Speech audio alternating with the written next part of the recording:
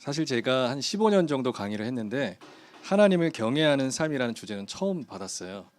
여러분들한테는 익숙한 단어일지 모르겠지만 저 개인적으로는 이미 알고 있었지만 성경적으로 정리하게 되는 저는 개인적으로 처음 갖는 시간이었어요. 저한테는 참 좋은 시간이었습니다. 여러분들한테도 하나님을 경외하는 삶이 조금 체계적으로 세워지는 좋은 시간이 될 줄 믿습니다. 제가 기도하고 시작하겠습니다. 사랑의 하나님 감사합니다. 귀한 교회를 세워주시고 또 사랑하는 목사님 가정과 또 성도들을 통하여서 하나님 나라를 이루어 가시니 감사합니다. 함께 모여서 선교의 비전과 계획을 꿈꾸며 하나님을 경외하는 삶을 우리가 다시 한번 말씀을 통해서 확인합니다. 성령 하나님 우리의 마음을 열어주셔서 더욱 깊고 또 넓은 하나님의 풍성한 사랑 앞에 우리가 어떻게 반응해야 하는가를 깊이 묵상하는 시간으로 주여 인도하여 주시옵소서. 예수님의 이름으로 기도드립니다. 아멘. 화면이 여기 없구나. 제가 여기를 이렇게 보면서 해야 될 것 같아요. 그리고 저도 여러분들처럼 다음 화면이 뭔지 몰라요.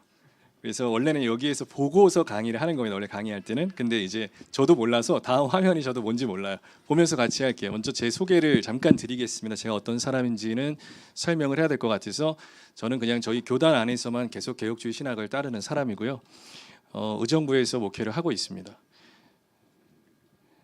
저희 교회 모습이에요. 저희도 이렇게 모여서 함께 예배하고 있고요. 저는 청소년 캠프 미자립 교회들 모여서 청소년 캠프를 사역을 해왔고 특별히 저는 학교 밖 청소년 집이 없고 부모가 없는 아이들을 오랫동안 제가 가르쳐 왔어요. 그래서 이 아이들 가르친 뒤에 이 아이들이 묵을 수 있는 자립시설을 함께 만들어서 아이들에게 성경을 지도했고요. 현재는 목회 외에도 보통은 이제 강의나 설교 일정으로 거의 매일 보냅니다. 오늘이 제가 거의 횟수로 약 70회 정도 한 번도 안 쉬고 최초로 제가 매일 1일 1강의를 하다가 오늘이 마지막이에요. 그래서 오늘 하고 제가 이제 일주일을 쉴 수 있어요. 다음 주에. 그래서 아주 기대하는 마음으로 오늘 강의를 준비했습니다. 존경하는 목회자 김동진 목사님. 예. 저 어디 교회 가도 이런 거 하지 않습니다. 뭐 다른 교회 간다고 해서 그 교회 목사님으로 막 바꿔놓고 이러지 않아요. 예. 저 진심으로 제가 우리 목사님 너무 존경해서 사실 남자 둘이서 저렇게 사진 찍는 거 되게 어렵거든요. 예. 저도 그냥 아무나 찍진 않아요. 근데 목사님 워낙 복음의 열정도 있고 또 삶에 있어서 하나님 경외하는 삶을 사시는 분이라서 제가 귀한 도전을 받고 있어서 목사님과 만나면서 제가 사실 가끔은 힘든 것도 이야기를 하고 보통은 이야기 안 하는데 사람들한테는 좀 어려운 것도 이야기하고 또 어떻게 하는 것이 하나님 기뻐하는 삶일까를 삶 속에서 많이 이제 공유하면서 지내고 있어요. 제가 오늘 받은 주제가 하나님을 경외하는 삶입니다. 뭐 2시간 해줬으면 좋겠다 했는데 제가 2시간 절대 못할 것 같다고 제가 다시 얘기를 했어요. 어제도. 그래서 길어야 한 40분, 60분 아마 이러지 않을까. 그래서 많은 살을 붙일 수는 있어요. 많은 살을 붙여서 2시간을 채울 수는 있지만 그러다 보면 경외라고 하는 아주 중요한 부분을 하필 또 놓칠 수도 있는 우려가 있어서 저는 경외라고 하는 이 단어로 우리가 좀 몰입하면서 딱 이해하는 시간을 가지려고 해요. 여러분 경외란 무엇일까요? 저는 사실 한 번도 생각해 보지 않았어요. 그냥 뭐 하나님을 두려워한다라고 하는 그 정도의 단어적 사전적 의미만 알았지 경외란 무엇일까를 깊이 생각해 본 적은 없는데 여러분들한테 질문을 안 할게요. 저보다 나이가 많으신 것 같아서 경외란 뭐뭐다 이렇게 스스로 한번 생각을 해보세요. 먼저 첫 번째 경외란 뭐뭐다 해서 한 번만 생각해보고 강의로 들어가겠습니다. 제가 준비한 강의는 이제 3챕터로 나눌 수 있는데 첫 번째는 성경에서 경외라고 하는 단어를 어떻게 사용했는가 성경적 용례를 먼저 살펴볼 거고요. 그 다음에 삶으로서 어떻게 이것이 확장되어야 하는가 사명적 관점을 볼 것이고 마지막으로는 우리가 같이 결단하는 시간을 가지려고 3가지로 제가 정리를 했습니다. 먼저 첫 번째 성경적 용례부터 보겠습니다. 경외란 무엇인가? 철학적 이야기나 어떤 사상에 대한 이념적 이야기가 아니라 경외가 성경에서 어떻게 사용되는가를 통하여서 우리가 성경에서 나타나는 경외를 우리가 좀 바르게 이해했으면 좋겠어요. 여러분은 왠지 아실 것 같아요. 성경에서 경외라는 단어가 몇 번 나오는지 아세요? 몰랐으면 좋겠어요, 여러분들이. 그래야 제가 이제 세어본 게 의미가 있잖아요, 제가. 감사해요, 틀려주셔서. 365번? 우와, 아니에요. 감사해요. 제가 저희 교회 전도사님한테 나름대로 제가 야심차게 준비했기 때문에 내일 제가 할 강의인데 제가 퀴즈 하나 내보겠습니다 해서 사무실에서 전사님 경애라는 단어가 몇 번 나오는지 아세요? 이랬거든요. 그런데 당연히 안 세어봤겠죠. 그래서 한 170번 나옵니까? 저한테 그러더라고요. 제가 깜짝 놀랐어요. 171번 나오거든요. 예. 제가 답은 안 알려줬어요. 전사님한테는.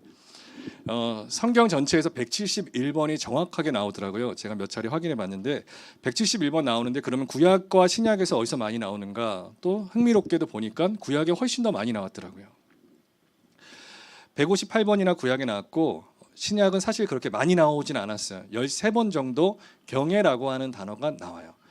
그렇다면 각 책 가운데 뭐 창세기에서는 몇 번이 나오고 또 출애굽기에서는 몇 번이 나왔을까를 또 한번 좀 세봤는데 제가 이것만 정리하는데 이 PPT 앞에 세 장만 정리하는데 한 2시간 걸렸어요. 고집이 생기더라고요. 여기서 171번에서 끝낼까 이랬는데 또 그게 궁금한 거예요.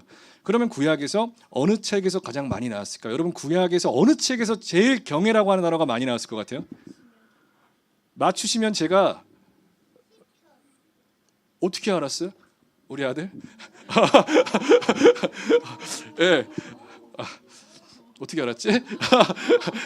신명기도 맞았어요. 아까 말씀하신 게 제가 이제 나눠 보니까 모세오경 가운데서는 신명기에서 좀 많이 나왔어요. 14번 나왔고 시편과 잠언에 좀 많이 나왔죠. 그리고 신약 성경에서는 당연히 월등하게 사도행전에서 많이 나왔는데 제가 이걸 보면서 저 개인적으로는 이 자체에서 굉장히 큰 도전을 받았어요. 하나님의 율법을 정리하는 신명기 안에서도 경애라는 단어가 많이 나온 건 너무 익숙하지만 시편은 여러분들이 보시면 거의 50% 이상, 뭐 많게는 70% 정도가 고통과 고난의 탄식이거든요. 그래서 편안하고 형통하여서 유쾌한 일들이 많은 게 아니라 사실 시편은 고난과 고통이 아주 많고 거기에서 탄식하고 신음하는 그러한 고백이 많아요.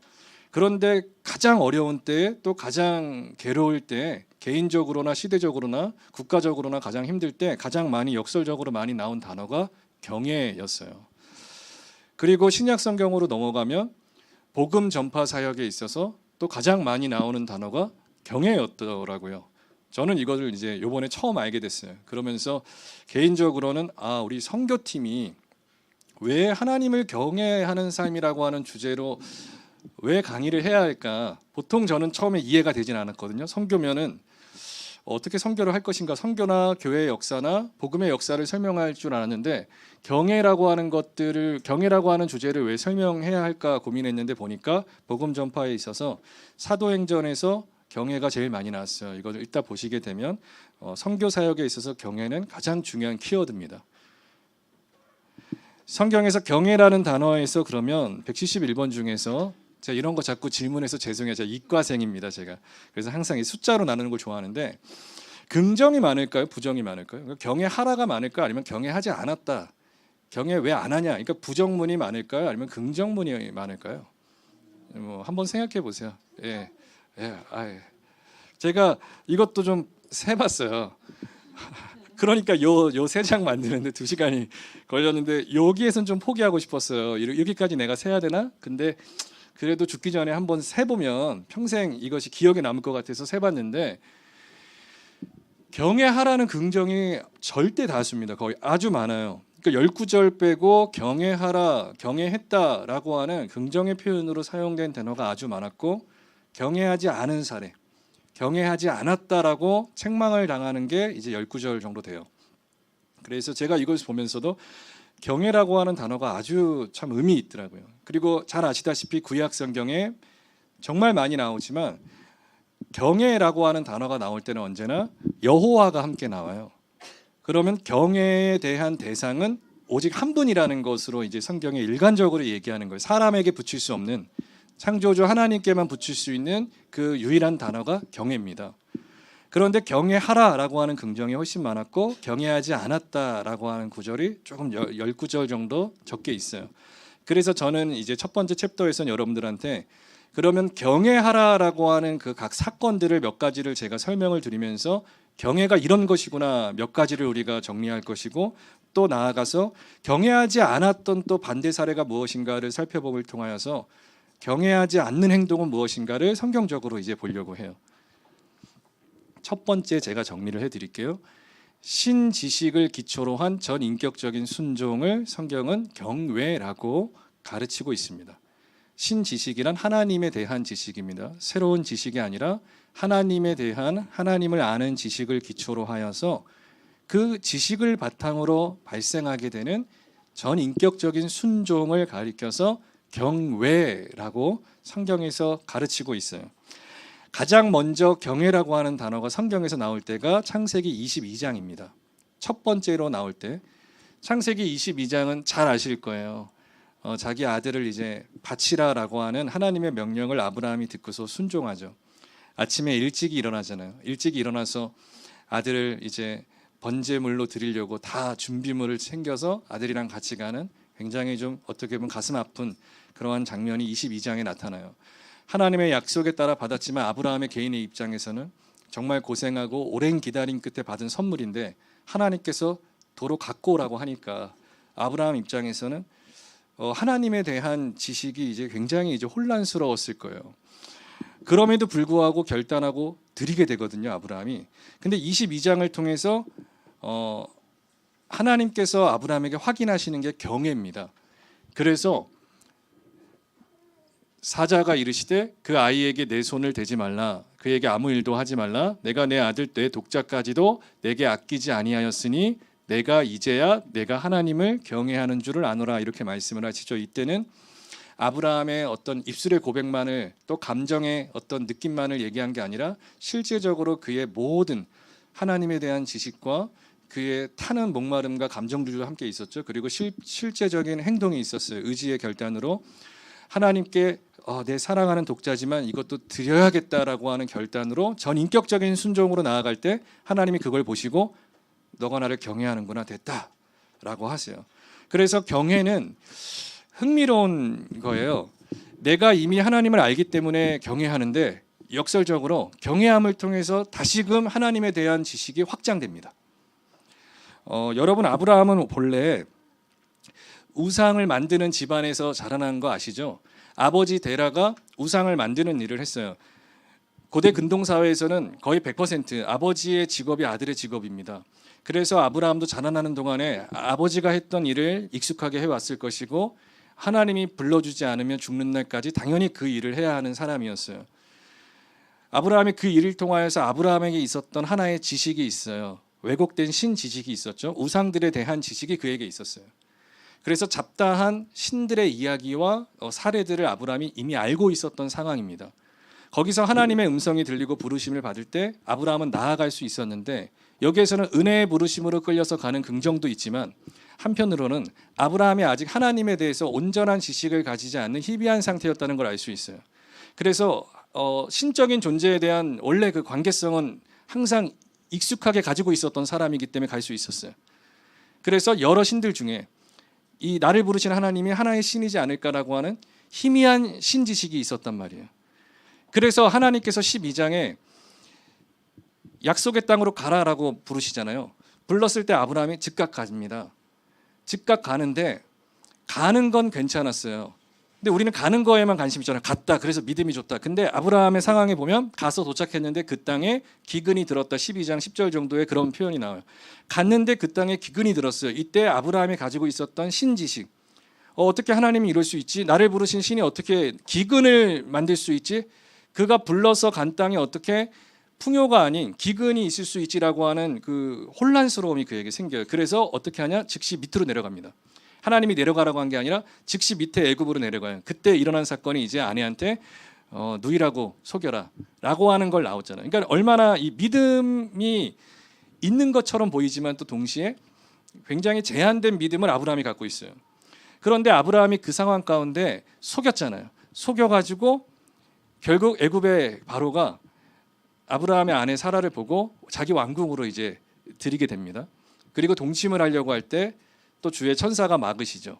그러면서 애굽의 바로를 책망하고 저주하고 오히려 심판까지 하시면서 피해자가 사실은 원래는 애굽의 바로가 속임을 당한 피해자임에도 불구하고 하나님께서 아브라함을 지키고 애굽의 바로를 치시는 이해할 수 없는 일들이 생겨요. 그래서 아브라함은 자기가 잘못했는데 하루아침에 어떤 일이 생겼냐면 애굽의 바로가 재물과 이 소유를 가득 채워주고 이걸 들고서 아브라함이 나오게 됩니다. 그러니까 이해가 안 되는 거예요. 내가 이 신을 속였는데, 이 신에 대해서 내가 순종하지 않은 건데, 도대체 이 신은 어떻게 날 향한 계획을 실패하지 않고, 나는 실패하고 나는 다른 길을 갔지만 어떻게 이 하나님은 나를 향한 약속 끝까지 지키시는가에 대해서 한 걸음씩 가게 돼요. 그래서 그 다음 13장에 돼서 아브라함이 조카 롯과 소유물로 갖고 싸우는, 나누게 되는 장면이 이제 13장에 등장하거든요. 근데 그 소유가 왜 소유의 이야기로 넘어가냐면, 그 소유가 사실 어떻게 생긴 거예요? 내가 내 아내를 누이라고 속여서 얻은 결과가 소유입니다. 그래서 아브라함에게 있어서 그 소유는 나의 실패와 동시에 그 실패를 덮어주신 하나님의 보존하심의 상징이 재물이에요. 그래서 이 소유를 볼 때마다 그는 피부로 느낄 수 있어요. 내가 사실 그때 내 꾀를 내어서 실수했는데 하나님께서 나를 치셔야 됨이 마땅한데 내가 아니라 애굽의 바로를 치시고 오히려 나에게 풍요롭게 하셨다라는 하나님의 주권, 그분의 신실하심을 이해하게 되는 것이 이제 그에게는 물질이었어요. 그래서 이 소유물을 볼 때 이제는 태도가 달라져요. 그래서 조카 롯이랑 소유를 나눌 때 아브라함이 먼저 할 수 있는 거예요. 너가 좌하면 내가 우하고 우하면 좌하겠다. 고대 근동은 우리나라랑 다릅니다. 그러니까 지금의 상황처럼 뭐 형이나 뭐 아버지가 좀 말하면 자녀나 동생이 자기 의견을 말할 수 있는 오늘 사회와 아주 다릅니다. 고대 근동은 위계 질서가 아주 선명하기 때문에, 그래서 요셉이 형들에게 팔렸던 것도 형들에 대해서 모함을 한 것처럼 느껴졌기 때문에 건의를 공격해서 형들이 얘를 죽여버리려고 한 거예요. 단지 형들이 악해서가 아니라 그 사회적 문화 속에서는 있을 수 없는 일을 한 거예요. 그런데 아브라함이 사실상 자기의 권위를 가지고 있어요. 그럼에도 불구하고 아브라함이 이것을 내려놓는 장면이 나타나요. 그래서 너가 먼저 선택해라고 하는 겁니다. 그리고 그 결과 결국 이제 소돔과 고모라까지 이 사건이 이어지는 거예요. 그러니까는 사실 이 사건을 통해서 우리가 알 수 있는 것은, 하나님께서 바벨탑을 흩으시고 그 다음 한 사람을 불러주시잖아요. 그 다음에 자기 민족을 약속하세요. 많은 민족을 주겠다. 그때는 아무것도 없었는데. 그런데 아브라함의 실수가 정말 많지만 하나님께서 끝내 언약 백성들을 확장시켜 가신다. 사실 하나님의 선교죠, 이것이. 그러니까 하나님께서 계획하신 바가 반드시 성취된다라고 하는 하나님의 일을 아브라함이 가장 그 현장 가운데서 가까이서 목격하게 된 거예요. 그러면서 하나님에 대한 지식이 점점 보강이 되는 거예요. 아, 이 하나님은 내가 그 전에 알고 있었던 잡다한 우상과는 전혀 다르구나. 그분은 나의 연약함과 실수 안에서도 날 향한 계획을 실패하지 않고 끌고 가시는구나. 그러다 보니까 이해할 수 없는 오늘을 만나요. 아들을 바치라고 하는 이해할 수 없는 오늘의 명령 가운데 고민하지만, 그럼에도 불구하고 지금까지 22장까지 하나하나 발걸음을 봤을 때 나의 하나님께서 실패가 없으시고 실수가 없으신데, 나에게 이것을 요구할 때는 내가 지금 이해할 수 없지만 반드시 중요한 뜻이 있다라고 확신을 하고 아브라함이 경외한 거예요. 이해되세요? 그러니까 아브라함의 경외가 처음부터 그에게부터 출발한 것이 아니라 하나님께서 그를 부르시고 그에게 하나님의 속성을 설명해 주시면서 그가 조금씩 한 걸음씩 소유물도 나눌 수 있고 자기의 권리를 포기하기도 하면서 나중에는 가장 중요한 아들 이삭까지도 버릴 수 있는 결단을 그가 하게 되는 거예요. 그래서 하나님에 대한 지식 안에서 점점 더욱더 경외하게 되는 거예요. 그리고 거꾸로 그 이를 통하여서 하나님께서 아들을 안 받아주세요. 다른 신들은 당시의 고대 근동의 문화 가운데, 우상 문화 가운데 자기 자식을 바치는 그러한 사례가 흔히 있었어요. 그래서 아브라함에게 있어서는 그렇게 놀랄 일만은 아니에요. 이 하나님도 여러 잡다한 우상 가운데 한 존재처럼 사람의 생명을 받기를 원하시는구나라고 생각할 수도 있는 충분한 그런 상황이었어요. 그런데도 불구하고 아브라함이 결단하고 드렸을 때 하나님께서 받지 않고 하나님이 준비하신 어린 양을 보여주시죠. 뒤에 수풀에 걸려있는 양을 보여주세요. 그것이 이제 우리 예수님을 상징하잖아요. 내 생명이 드려져야 됨이 마땅하지만 나를 대신하여서 하나님께서 미리 준비하신 하나님의 어린 양으로 이 모든 번제가 번제될 수 있도록 하시는 하나님. 그래서 아브라함이 계속 한 장 한 장 넘어가면서 하나님에 대한 지식이 새로워지는 거예요. 더 깊어지고, 그러면서 동시에 경외라고 하는 것이 뜬구름 잡는 이야기가 아니라 내 삶에서 아주 실천적인 모습으로 경외가 이제 나타나기 시작한 거예요. 그래서 바로 이 말씀이죠. 로마서 8장 30절 말씀처럼 미리 정하신 그들을 또한 부르시고 부르신 그들을 또한 의롭다 하시고 의롭다 하신 그들을 또한 영화롭게 하셨느니라라고 해요. 이걸 신약적으로 이제 구원의 서정이라고 하는데 하나님께서 미리 정하시고 예정하시고 부르시고 의롭다고 하시고 칭의입니다. 그리고 마지막에 우리가 영화로운 상태가 되는데 흥미롭게 로마서 8장 30절에서는 성화의 과정은 생략이 되어 있어요. 그러니까 우리가 거룩해져 가고 아들의 형상을 점점 닮아가는 그 성화의 과정은 삭제가 되어 있어요. 그건 뭐냐면 성화가 필요 없어서가 아니라 성화는 반드시 지나가서 영화에 도착할 것이기 때문에 영화를 그냥 선언을 해버린 겁니다. 이것이 이제 우리의 인생이에요. 우리를 부르신 하나님께서 우리를 의롭다 하셨고 우리의 경애가 지금은 당장 이렇게 확 나타나지 않은 사람들도 있겠지만 한 걸음씩 하나님에 대한 지식이 세워져 가면서 경애를 배워가는 겁니다. 하나님께서 이 일을 하시는 거예요. 그래서 경애는 항상 아는 것, 지식과 함께 연결이 돼요. 그래서 여호와 경외하기를 깨달으며 하나님을 알게 되리니, 그러니까 경외하는 것을 깨닫게 된다. 이것은 그분에 대한 지식을 또한 알게 되는 거예요. 살아있는 그분에 대한 지식. 또 잠언 9장 10절에서도 여호와를 경외하는 것이 지혜의 근본이요. 이제 우리가 익숙한 말씀인데 이것이 왜 지혜와 지식과 경외를 함께 묶어서 말씀하셨는가를 이제 우리가 알 수 있는 거예요. 그냥 맹목적으로 종교행위, 일반적인 사람들 종교행위처럼 막 열성을 내서 하는 그것이 경외가 아니라 그분을 알아가는 지식 가운데서 발휘가 되는 그분에 대한 나의 태도, 존경심과 사랑의 고백, 이것이 이제 경외인 거예요. 그래서 그분을 아는 지식이랑 같이 가는 겁니다. 그래서 아는 것과 경외가 함께 가는 거예요. 여러분 알다시피 성경에서 알다라고 하는 단어는 항상 관계적 표현이에요. 관계적 표현 잘 아실 거예요. 우리 하나교회는. 그래서 저희 교회 한 집사님 중에 젊은 집사님들이 계시는데 아이를 키우고 교회 안에서 봤을 때 그 남자분이 아주 인기가 되게 좋아요. 근데 유일하게 인기가 없는 사람이 있는데 그 자기 와이프한테는 인기가 없어요, 이분이. 왜냐하면 청년들 맛있는 거 진짜 많이 사주고 유머가 있어요. 그래서 사람들이 너무 좋아해요. 그래서 어느 날 저희 청년부가 모였는데 이런 말을 하더라고요. 청년들이 집사님, 아내분한테 얘기하는 거예요. 집사님, 저 집사님 같은 인생 되고 싶어요. 즉 그렇게 남자 집사님 만나고 싶어요. 막 칭찬을 엄청 했어요. 그랬더니 여자분이 한참 듣더니 한마디를 했는데 그게 뭐냐면 살아봐. 안 살아봐서 그래 이랬는데 제가 그때 딱 그래요. 집사님 정말 아주 성경적인 멋있는 표현입니다. 살아봐. 살아봐. 그러니까 살아볼 때 생기는 지식이 있어요. 알아가면서. 그래서 성경에서의 지식은 알다라고 하는 이 표현은 부부 관계 속에서의 알매 표현이에요. 그래서 그냥 나 저 사람 처음 봤는데 알지. 어디 누구 집 아들인 거 알지가 아니라 내가 살아보고 겪어보고 경험하면서 내가 아는 것. 그래서 하나님을 안다는 것도 그 전에 아브라함에게서는 하나의 그냥 떠도는 지식이었어요. 저 하나님, 이 우상, 저 우상 이렇게 여러 우상, 여러 신들 가운데 하나. 그런데 하나님에 대한 온전한 지식이 생기면서 유일하신 하나님으로 바뀌죠.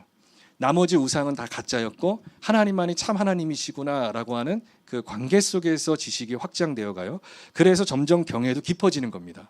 그래서 하나님을 아는 만큼 경외가 깊어지게 된다. 왜냐하면 신지식을 기초로 한 전인격적인 순종이기 때문이에요. 출애굽기 1장에서도 시작되면서 이제 경외 표현이 나오죠. 하나님을 두려워해요, 산파들이. 그래서 애굽의 바로의 명령을 어기고 남자 아이들을 이제 살리죠. 이것도 보면 하나님에 대한 지식이 가졌고 두려운 마음을 가졌어요. 근데 거기서 그치는 것이 아니라 전인격적인 순종으로 아이를 살리는 행동으로 나오죠. 이것이 순종이라는 거예요. 그러니까 말로만 나 해야 되는데가 아니라 하는 것. 정말로 전인격적인 순종으로 할 때 그것이 경외하는 삶. 경외하니까 어떻게 하세요? 하나님도 이 표현이 저는 이 성경을 문자적으로 늘 보다 보니까 너무 재밌어요. 하나님도 감정적으로 보상하는 게 아니라 실제적으로 헌신한 그에게 실제적으로 보상을 해주세요. 집안을 흥황하게 하신지라 이렇게 표현이 돼요. 이 시적 표현이거든요. 하나님을 경외한 사람이 마음속에서만 고백한 게 아니라 생명을 무릅쓰고 나의 전부를 드리면서 내가 아이를 살렸어요. 그 구체적인 행동으로 하나님 앞에 나아갔을 때 하나님도 구체적인 행동으로 보여주시는 거예요. 집안을 흥황하게 하신지라. 그래서 제가 오늘 이게 세 가지 좀 트랙을 많이 보여드릴게요. 애굽 바로의 명령이 떨어져서 검은색 부정적인 거예요. 근데 하나님을 경외하는 사람이 있죠. 경외할 때 하나님께서 복을 주세요. 밑에도 매우 구체적이에요. 생명을 죽이라. 그러니까 아주 구체적으로 세상에서 명령이 떨어져 죽이라고. 근데 하나님을 경외하는 사람들도 구체적으로 사는 거예요. 생명을 죽이지 않고 살려요. 그러자 하나님께서도 구체적으로 복을 주시죠. 집안을 흥황하게 하시는 거예요. 이것이 경외의 이제 특징이에요. 둘째로 넘어갈게요. 신지식에 있어서의 강조점이 있었다면 이제 두 번째는 하나님의 주권에 대한 전적인 신뢰입니다. 이제 하나님 주권에 대한 전적인 신뢰가 이제 경외라고 할 수 있어요. 흥미롭게도 이제 하나님께서 한 사람을 가리켜서 이 사람이 진짜 경외하다, 경외하는 사람이다라고 자랑하신 일이 이제 또 욥기에서 등장하잖아요. 여호와께서 사탄에게 이르시되, 드라마 같은 이야기예요. 너가, 사탄이 이제 이 땅을 두루 다닌 거예요. 두루 다니고 하나님께 오니까 하나님께서 말씀하시는 거예요. 너 그 땅에서 내 종 욥을 보았니? 주의하여 보았니? 이렇게 묻는 거예요. 그러면서 그를 이렇게 칭찬하시죠. 욥 그 사람, 걔는 온전하고 정직하여 하나님을 경외하며 악에서 떠난 자는 세상에 없느니라. 그러니까 그가 아주 경외했다라고 이야기를 하는 거예요. 또 제가 세 가지 색깔을 보여드리는데, 먼저 하나님께서 이렇게 칭찬하자 사탄이 이렇게 공격을 해요. 경외 자체가, 사탄은 경외가 두려운 게 아닙니다. 뭐가 두렵냐면 까닭 없이 어떻게 경외하냐가 사탄의 관심이에요.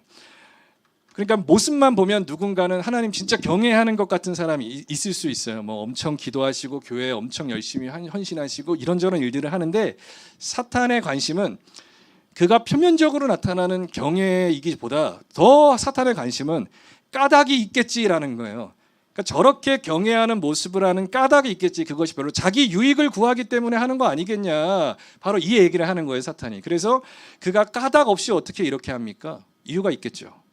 그가 하나님이 주신 거 너무 많아가지고 풍요로움이 있으니까 계속 잘 섬기는 거 아니겠어요? 라고 이제 공격을 해요. 그러자 하나님께서 이제 대답을 해주시는데, 하나씩 걷어가봐 라고 하시는 거예요. 그리고 이제 욥기가 시작이 돼요. 그리고 하나씩 걷어가 주시죠. 이러한 상황 가운데 욥이 뭐 자기의 겸손한 고백으로 자기 존재의 존재됨을 이해하고 하나님 앞에 회개하는 것도 있고 하나님이 복을 주시면서 욥기의 스토리가 이제 쫙 이어가요. 그러면서 욥이 이렇게 고백하는 거예요. 결론에 도달해서 욥이 여호와께 대답하여 이르시되, 주께서는 못하실 일이 없사오며 무슨 계획이든지 못 이루실 것이 없는 줄 아오니. 그러니까 그분의 주권을 전적으로 신뢰하죠. 그분의 통치를, 그분은 못하실 분이 없고 그의 계획은 반드시 성취된다 라고 하는 하나님에 대한 속성을 선명하게 이제 욥이 깨닫게 돼요. 그러면서 마지막에 이제 자기의 신앙이 훨씬 더 성장한 걸 고백해요. 내가 주께 대하여서 이전에는 귀로 듣기만 했습니다.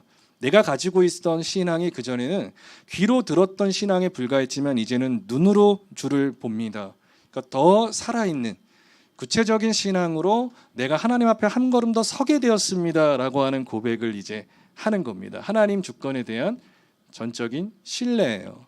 그리고 이제 셋째로 넘어가면 오늘 우리가 좀 더 관심 있게 봐야 할 것인데, 경외가 복음 전파와도 아주 깊은 상관이 있어요. 경외란 복음 전파를 감당하는 성도의 삶의 태도라고 할 수 있습니다. 경외는 사도행전 9장 31절인데, 그리하여 온 유대와, 중요한 키워드가 나와요. 온 유대와 갈릴리와 사마리아 교회, 이 세 가지 지역이 나오는데, 그 각 지역들이 평안하여 든든히 서가고, 그 다음에 든든히 서가, 교회가 든든히 서간다는 게 뭐예요? 주를 경외함과, 이게 먼저입니다. 사람이 많아지는 게 먼저가 아니라 주를 경외하는 자들이 일어났고, 성령의 위로로 말미암아 이제 믿는 자의 수가 또 많아지는 거. 순서가 중요하죠. 그래서 교회가 든든히 서갈 때, 그 든든히 서간다는 건 먼저는 가장 중요한 건 복음이 복음되는 것, 주님을 경외하는 자들이 일어나는 거, 그리고 나아가서 성령의 역사를 말미암아 믿는 자의 수가 많아지는 거. 제가 중요한 키워드 한 가지를 또 온 유대와 갈릴리와 사마리아 교회라고 했어요. 그러니까 복음 전파가 결국은 이 주를 경외함이라고 하는 것으로 이제 확장되어 간다는 걸 잠깐 설명드릴게요. 사도행전 1장 8절에 말씀하시죠. 성령이 너희에게 임하시면 너희가 권능을 받고, 그 다음에 이제 땅끝까지 증인이 된다고 하잖아요. 근데 유대와 온 예루살렘과 유대와 사마리아와 땅끝까지 이르러 이제 점점 확장되는 걸 설명해 주세요. 그런데 초대교회 사람들이, 예수님의 승천을 목격한 사람들이 예루살렘을 떠나지 않게 돼요. 왜냐하면 예수님께서 내가 곧 온다라고 말을 했는데 그것이 시간적, 그들이 가지고 있었던 정말 그 찰나 같은 시간적 개념으로 그들이 곧을 이해했어요. 그래서 올라간 그대로 보게 되리라라고 말씀하셨기 때문에 그 지역을 떠나지 않았어요. 왜냐하면 그 자리에서 예수님 만나고 싶어가지고. 그래서 사실 순수한 마음 때문에 그 공간에서 계속 머물고자 했어요. 그런데 예수님의 원래 복음 명령은 땅 끝까지 이제 퍼져나가라는 거였잖아요. 그런데 사람들은 퍼져나가지 않았어요. 예수님 곧 오실 거니까. 그런데 곧 오시지 않자 초대교회 안에 여러 가지 문제점이 이제 생기기 시작해요. 그 중에 하나가 이제 방탕하게 사는 사람들이 등장해요. 왜냐하면 어차피 내일 올 텐데 오늘 일할 필요가 뭐가 있겠어요? 내가 열심히 살 이유가 없죠. 곧 올 텐데. 그래서 극단적인 종말론을 가지고 있는 사람들은 사회적인 일에 있어서 굉장히 무관심한 걸 보게 돼요. 왜냐하면 어차피 주님 오시는데 할 필요가 뭐 있어요? 근데 초대교회 때 그런 사람들이 있었어요. 어차피 오시는데 내가 열심히 살아갈 이유가 뭐가 있을까? 그리고 심지어 더 극단적인 사람들은 죄를 그냥 막 지어버렸어요. 왜냐하면 어차피 죄 지어도 오늘 죄 지어도 내일 깨끗하게 되고 예수님 만나면 구원받는 건데, 그래서 역설적으로 오늘 열심히 안 살면서 그걸로 끝나는 게 아니라 죄는 또 오늘 열심히 짓는 거예요. 그래서 사도 요한이 요한 1서에서도 계속 어떻게 죄를 범하냐. 그리고 죄를 범하는 자마다 그가 그리스도 안에 거한 게 아니다. 그러면서 요한이 막 탄식을 해요. 그게 이제 아주 그런 일들이 만연해 있었던 상황이었어요. 그런 상황 가운데 흩어지지 않고 예루살렘에 꼭 붙어서 하늘로부터 내려오는 예수님을 만나서 내가 죽음을 보지 않고 들림을 받아야겠다라고 생각했던 맹목적인 신앙이 그들에게 있었는데, 어쩔 수 없이 이제 네로 황제의 박해가 본격적으로 시작되면서 모든 유대인들이 이제 그리스도인들이 예루살렘 밖으로 쫓겨나게 돼요. 추방을 당해요. 추방을 당하게 되자 초반에는 사람들이 성 주변에 있었어요. 멀리 나가지 않고 그 도시 부근에 이제 살았어요. 왜냐하면 그때라도 오시면 보고 뛰어 들어가서 만나려고. 사람들이 그렇게 살았어요. 그런데 도저히 안 되는 거예요. 왜냐하면 생계의 문제가 이제 오잖아요. 그래서 안 되겠다 하면서 어떤 일까지 생기냐면 이제 예수님을 직접 봤던 증인들이 회의감에 빠지기 시작해요. 우리가 잘못 봤나 봐. 아닌가 봐. 뭐에 홀렸나 봐. 아니면은 그분이 아닌가 봐. 라고 하는 다양한 회의를 가지면서 사람들이 스스로 이제 신앙을 저버리게 돼요. 이러한 상황 가운데서 이제 신약 성경이 처음 써진 거예요. 마가가 처음 이제 글을 썼습니다. 마태복음보다 원래 마가복음이 먼저 기록됐는데 마가가 처음 기록한 것이 예수님의 고난을 얘기한 거예요. 그래서 마가복음은 다른 것보다 좀 짧죠. 16장인데 그중에 이제 9장, 50% 이상이 예수님의 십자가 일주일 그 간격을 전부 담고 있는 예수님의 고난에 대해서만 관심을 갖고 있어요. 그래서 마가복음은 마태처럼 뭐 족보를 많이 설명하지도 않고 뭐 예수님의 탄생의 일화를 막 누가복음처럼 많이 설명하지도 않고 굉장히 급하게 들어가요. 급하게 들어가서 예수님께서 이런저런 사역하시다가 바로 붙잡혀 가지고 죽으셨다라고 하는 것을 아주 강조해요. 그 이유가 뭐냐면 마가가 이야기하고 싶었던 것은 우리 예수님이 이 땅에서 고난을 당했는데 우리가 추방당하고 고난당한다고 해서 우리가 신앙을 저버리는 게 말이 되겠어? 우리가 예수님을 오해했다는 걸 이제 마가가 얘기하고 싶었던 거예요. 예수님 잘 믿는다는 건 세상의 박해가 필연적으로 오는데 우리가 이럴수록 더 예수님 앞에서 엎드리고 예수님에 대한 그 가르침을 잘 배우고 모이기에 힘써야 되는데 다 흩어져 버리니까 예수님을 오해했다 해가지고 이제 마가가 먼저 이제 책을 쓴 거예요. 그리고 그 다음에 다른 사도들이 이제 책을 쓰기 시작하면서 더 많은 내용들이 보강이 된 거예요. 그런데 이 사도행전에서 이제 1장부터 시작돼서 7장에 이르러 드디어 이제 왜 이들이 이제 본격적으로 성령의 역사가 침체된 것이 아니라 준비되고 있었다는 걸 이제 명확하게 보여주는 사건이 등장하는데 스데반 집사의 이제 순교가 등장을 하죠. 복음을 전하는데 스데반 집사가 돌에 침을 당하고 돌에 맞아서 그 자리에서 이제 죽게 되잖아요. 그런데 이 죽음이 어떻게 연결되는가를 한번 보세요. 사도행전 1장 8절에 예루살렘과 온 유대와 사마리아 땅끝까지 이르러 내 증인이 된다. 결국 복음 전파에 대한 것들을 이제 설명해 주신 거예요. 이렇게 복음이 땅끝까지 전파가 되리라. 너희는 나의 증인으로 살아야 된다라고 말씀을 하시는데, 그런데 단 한 번도 유대와 사마리아 모든 땅에 대한 이야기가 나오지 않다가 스데반 집사의 죽음을 보면서 사울이 이때 그가 죽임 당함을 마땅히 여기더라. 스데반 집사의 죽음을 보면서 평가를 내리기를 쟤는 죽어도 싸다라고 하는 평가를 내려요. 그리고 그날에 예루살렘에 있는 교회가 본격적으로 박해를 막 받는데 사람들이 점점 흩어지죠. 근데 성경은 이렇게 얘기하는 거예요. 유대와 사마리아와 모든 땅으로 흩어지니라 이렇게 설명을 해주는 거예요. 그래서 그냥 도망갔다. 그러니까 다 도망가더라라고 얘기하는 것이 아니라 사람들은 도망갔죠. 이때 사람들은 우리의 인간의 지성으로는 하나님의 뜻을 다 담을 수가 없어요. 그래서 그냥 도망간 거예요. 살아야겠다. 빨리 일단 도망가자. 도망갔는데 성경은 이들의 도망감이 하나님의 의도라고 설명을 하는 거예요. 이들의 도망감에 이들이 미처 알지 못하는 하나님의 일하심이 있는데 이들이 어떻게 도망가느냐. 일부러 이런 표현을 쓴 거예요. 유대와 사마리아 모든 땅으로 흩어지고 있다. 복음은 점점 확장되고 있다. 예루살렘에 끊임없이 모이려고 했던 자들이 어떻게 놀라운 역사로, 그러니까 순교라고 하는, 박해라고 하는 이해할 수 없는 일로 오히려 더 확장되어서 복음 사역이 이제부터 본격적으로 시작된다는 것을 설명해 주는 거예요. 그래서 그 다음 9장에 이제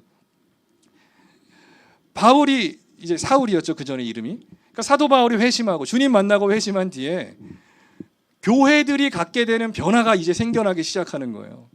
온 유대와 갈릴리아 사마리아 교회가 든든히 서가기를 시작하고 그 다음에 주를 경외하기 시작하는 거예요. 그래서 이것이 바로 복음 전도에 있어서 굉장히 중요한 일이라는 겁니다. 그래서 경외는 복음 전파를 감당하는 성도의 삶의 태도라고 할 수 있어요. 우리의 삶의 태도.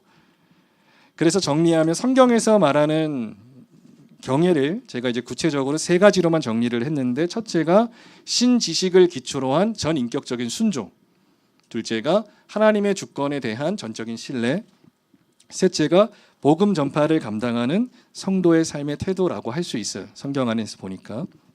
그러면 경외하지 않았다라고 하는 10구절은 도대체 언제 나오냐? 궁금하시죠? 저만 궁금할까요? 저는 엄청 궁금했거든요. 근데 아주 흥미로웠어요. 경외했다라고 하는 구절은 구체적으로 이제 이렇게 세 가지로 정리를 할 수 있는데, 경외하지 않았다라고 명확하게 사례가 등장한 사건은 구체적으로는 한 사건이에요. 딱 한 번밖에 나오지 않아요, 10구절이. 경외하지 않았다는 건 열왕기하 17장에 등장을 해요. 여러분 잘 아실 것 같아요. 한번 같이 좀 찾아볼까요? 시간 많으니까. 열왕기하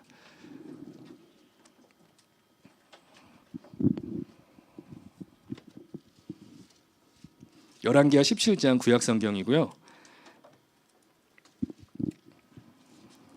그냥 같이 펴보시면 될 것 같아요. 24절부터거든요. 열왕기하 17장에 24절, 25절만 읽고 제가 나머지 이야기를 제가 설명을 드리겠습니다. 우리 24절, 열왕기하 17장 24, 25절 이 두 절입니다. 우리 같이 읽을까요? 시작. 아수르 왕이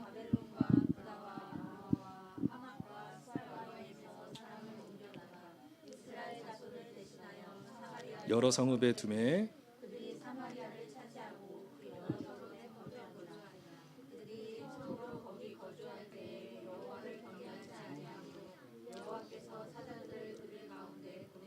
몇 사람을 죽인지라. 요 스토리를 잠깐 설명해 드릴게요. 굉장히 재밌는 사건이에요. 이거 경외하지 않았다는 건 제가 답부터 정리하면 혼합주의적 신앙을 뜻해요. 그러니까 쉽게 말해서 애굽에 있는 사람들을 가리켜서 그들이 경외하지 않았다라고 하는 표현을 굳이 쓰진 않았어요. 왜냐하면 어차피 경외할 수 없는 자들이니까요. 하나님에 대한 온전한 지식이 없는 사람은 어차피 경외가 안 되기 때문에 더 쉽게 풀어서 설명하면 불신자들, 악인들을 향하여서 그들이 악인들을 가리켜서 그들이 경외하지 않았다는 표현을 성경은 굳이 쓰지 않았다는 거예요. 왜냐하면 애초에 경외라고 하는 영역 안에 그들이 거할 수 없기 때문에 경외하지 않았다고 탄식하지 않고 책망하지 않는데, 유일하게 이제 경외하지 않았다라고 책망을 받는 건 뭐냐면, 경외하지 않았는데 경외한 것처럼 둔갑한 혼합주의적 신앙이 이제 책망을 당해요. 화면 보시면 32절에 이렇게 나오거든요. 그들이 또 여호와를 경외하고, 그러니까 거기 있는 사람들이 여호와를 경외했대요. 그래도 재밌는 구절이에요. 경외했는데 자기 중에서 사람을 산당의 제사장으로 택하여 그 산당들에서 자기를 위하여 제사를 드리게 하니라. 구절을 그냥 보시면 안 되고 한 절씩 좀 더 깊이 보면 굉장히 흥미로운 구절이에요. 아수르 사람들이 사마리아 와서 정착을 한 거예요. 그래서 이 사람들이 일단 오늘 32절만 지금 제가 띄운 걸 보면 여호와를 경외했대요. 그래서 경외하려고 해서 그들이 뭘 하냐면 사람들 가운데 제사장을 택하는 건데, 산당, 그러니까는 이방 종교를 막 우상 숭배를 하는 그 산당의 제사장으로 택하여서 제사를 드리는데 누구를 위해서요? 자기를 위하여서 한다는 거예요. 그러니까 경외는 성경에서 모든 구절이 여호와를 경외하라. 그 경외의 대상은 분명한데 이들이 여호와를 경외했다라고 얘기해요. 모습은. 그런데 구체적으로 들어가 보니까 자기를 위하여서 제사를 드렸다라고요. 그래서 이제 책망을 받기 시작하는 건데 화면을 보시면 정리하면 이런 내용이에요. 요약을 하면 아수르가 북이스라엘을 점령을 해요, 실제로. 그런데 아수르 사람들이 정말 잔인해요. 원래 이러한 것들을 원래 역사 가운데서 이제 식민지에 원래 이제 사용하는 방법인데 아수르 사람들이 북이스라엘의 특성을 뻔히 알면서도 불구하고 반역을 하지 못하도록 하기 위하여서 교차 이주 정책이라고 해서 사람을 서로 섞어버려요. 아수르 사람들을 일부러 이제 사마리아로 보내고 사마리아 사람들도 다시 일로 와서 혈통을 섞어버리는 거예요. 그 유대인들에게는 사실은 죽을 만큼 괴로운 일이잖아요. 그래서 나중에 이제 예수님 시대에도 그렇지만 예수님의 공생의 사역에서도 예수님께서 사마리아 땅 가려고 하니까 예수님 제자들이 이제 그 여인들과 대화조차 하지 않고 오히려 그 땅을 피하려고 하지만 예수님은 그 땅을 통과하시거든요. 사마리아 땅을 예수님은 굳이 지나가세요. 그 사마리아 사람들, 북이스라엘이 점령당해서 혈통이 섞인 이 사람들 역사적으로 보면 굉장히 아픔이 많은 사람인데 남유다 사람들이 보기에는 이제 구원받을 수 없는 사람, 엄청나게 이제 손가락질을 당하는 사람들이 돼요. 이 역사적 배경이 여기에서 이제 있어요. 아수르 사람들이 이제 북이스라엘을 점령을 하고 사람들을 섞어요. 성령 과정에서 아수르 사람들의 일부가 사마리아 땅으로 오잖아요. 도착을 딱 한 거예요. 지금으로 보면 일본 사람이 이 일산을 장악하려고 일산을 점령한 다음에 일부가 온 거예요. 일산으로 딱 왔는데 화를 당하게 돼요, 갑자기. 그래서 사고가 터지게 돼요. 어떤 일이 터지냐면 아수르 왕이 바벨론과 구다와 아와와 하맛과 스발와임과, 그러니까 여러 사람들을 얘기하는 거예요. 그들이 이제 이스라엘 자손을 대신하여서 사마리아 여러 성읍에 이제 도착하게 돼요. 이제 이 땅을 차지했어요. 차지해서 이제 거주를 하고 이제 혈통이 섞이는 과정인데 그들이 처음 거주할 때 여호와에 관한 지식이 없었잖아요. 그래서 경외하지 않음으로 이렇게 얘기하세요. 말씀하시기를 그들이 경외하지 않았기 때문에 여호와께서 사자들을 그들 가운데 보내심에 몇 사람을 죽인지라 해가지고 사람들이 갑자기 그 자리에서 죽임을 당하는 거예요.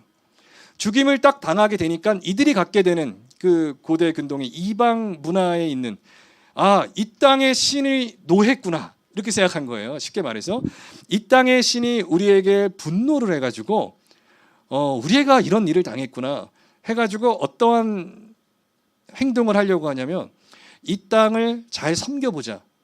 그래서 이 땅을 섬기는 법을 가르쳐달라고 이렇게 요구를 해요. 보세요.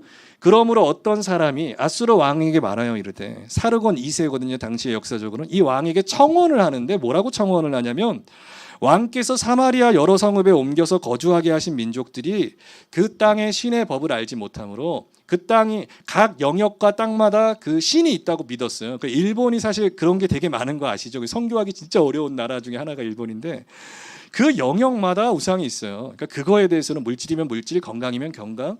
그러니까 이 문제에 있어서는 이 신이 탁월하고 이 상황에서는 이 신이 탁월하고 각자의 이제 신들이 있기 때문에 사마리아에 도착한 아수르 사람들, 이 여러 민족들 사람들도 동일한 지식을 가지고 있었어요. 그 땅에 섬기는 법을 몰랐기 때문에 당한 화다.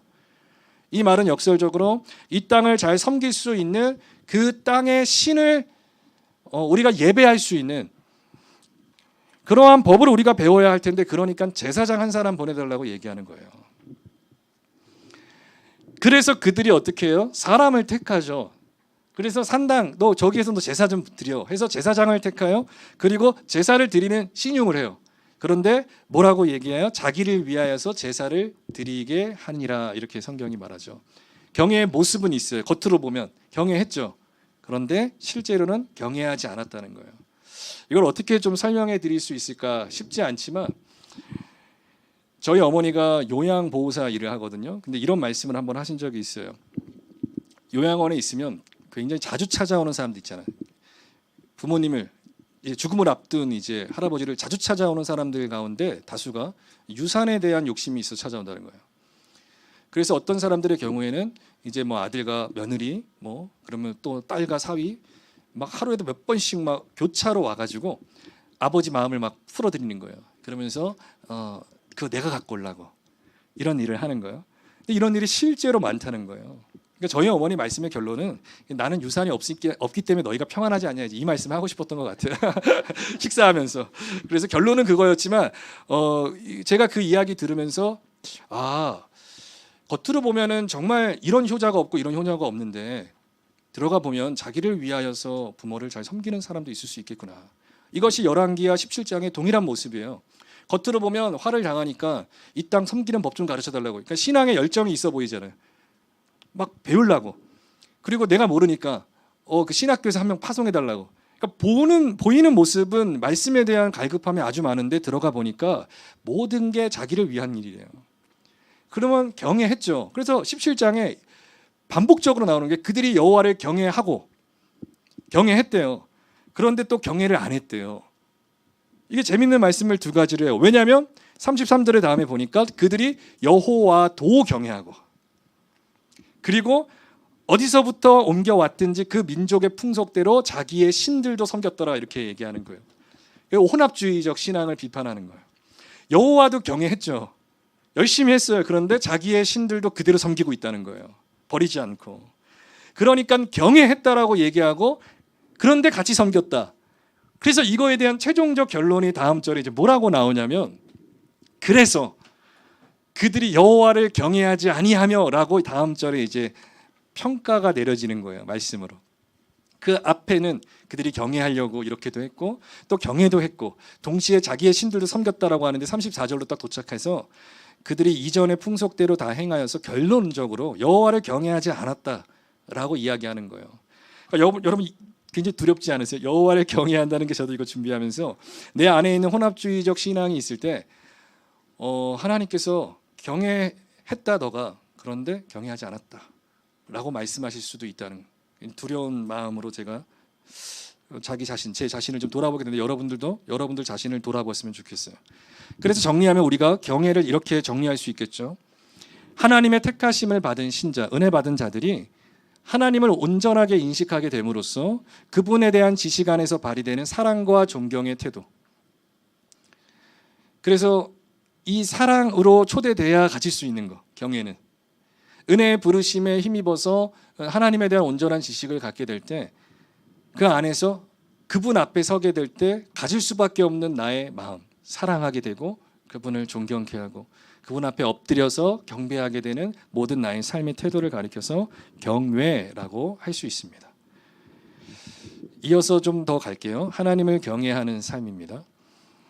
이제 조금 더 제가 삶으로 갈게요. 그래서 중요한 키워드는 신지식과 규범과 순종입니다. 하나님에 대한 지식을 갖고 그분이 주시는 규범 안에서 우리가 순종하는 것이 경외하는 삶이다라는 걸 이제 풀어서 설명할게요. 자, 첫째, 하나님을 경외하는 삶은 누구나 가능한가라는 질문입니다. 누구에게나 가능하진 않죠. 하나님께 은혜 받은 자들, 은혜의 부르심에 힘입어서 나오는 자들이 경외를 할 수 있어요. 그 이유는 인간은 전적으로 타락한 상태에서는 하나님에 대한 온전한 지식을 가질 수 없기 때문에 그들에게 참 경외가 요구될 수도 없고 그들이 가능케 감당할 수도 없다는 말이에요. 그래서 그들에게 먼저 필요한 건 경외 이것이 아니라 경외해야 할 그분에 대한 설명이 필요한 겁니다.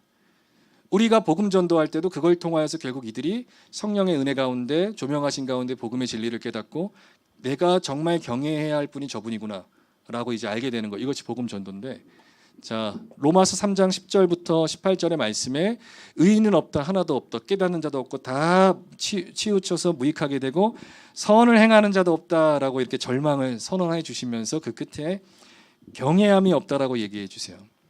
결국 타락한 모든 인간의 본성 가운데서는 하나님을 두려워함이 없는 거예요. 참된 두려움이 없다는 말입니다. 이러한 상황 가운데 복음은, 우리가 복음을 이제 변호할 때 창조, 타락, 구속, 이제 이 세 가지로 우리가 이제 요약을 하는데, 하나님의 창조가 선하신 창조인데 죄가 들어오고 아담의 타락으로 말미암아 그에게 속한 모든 인류가 이제 하나님을 떠나게 되죠. 떠나게 돼서 두려워함이 없는 상태로 들어가게 돼요. 캄캄한 두려움이 없는 상태.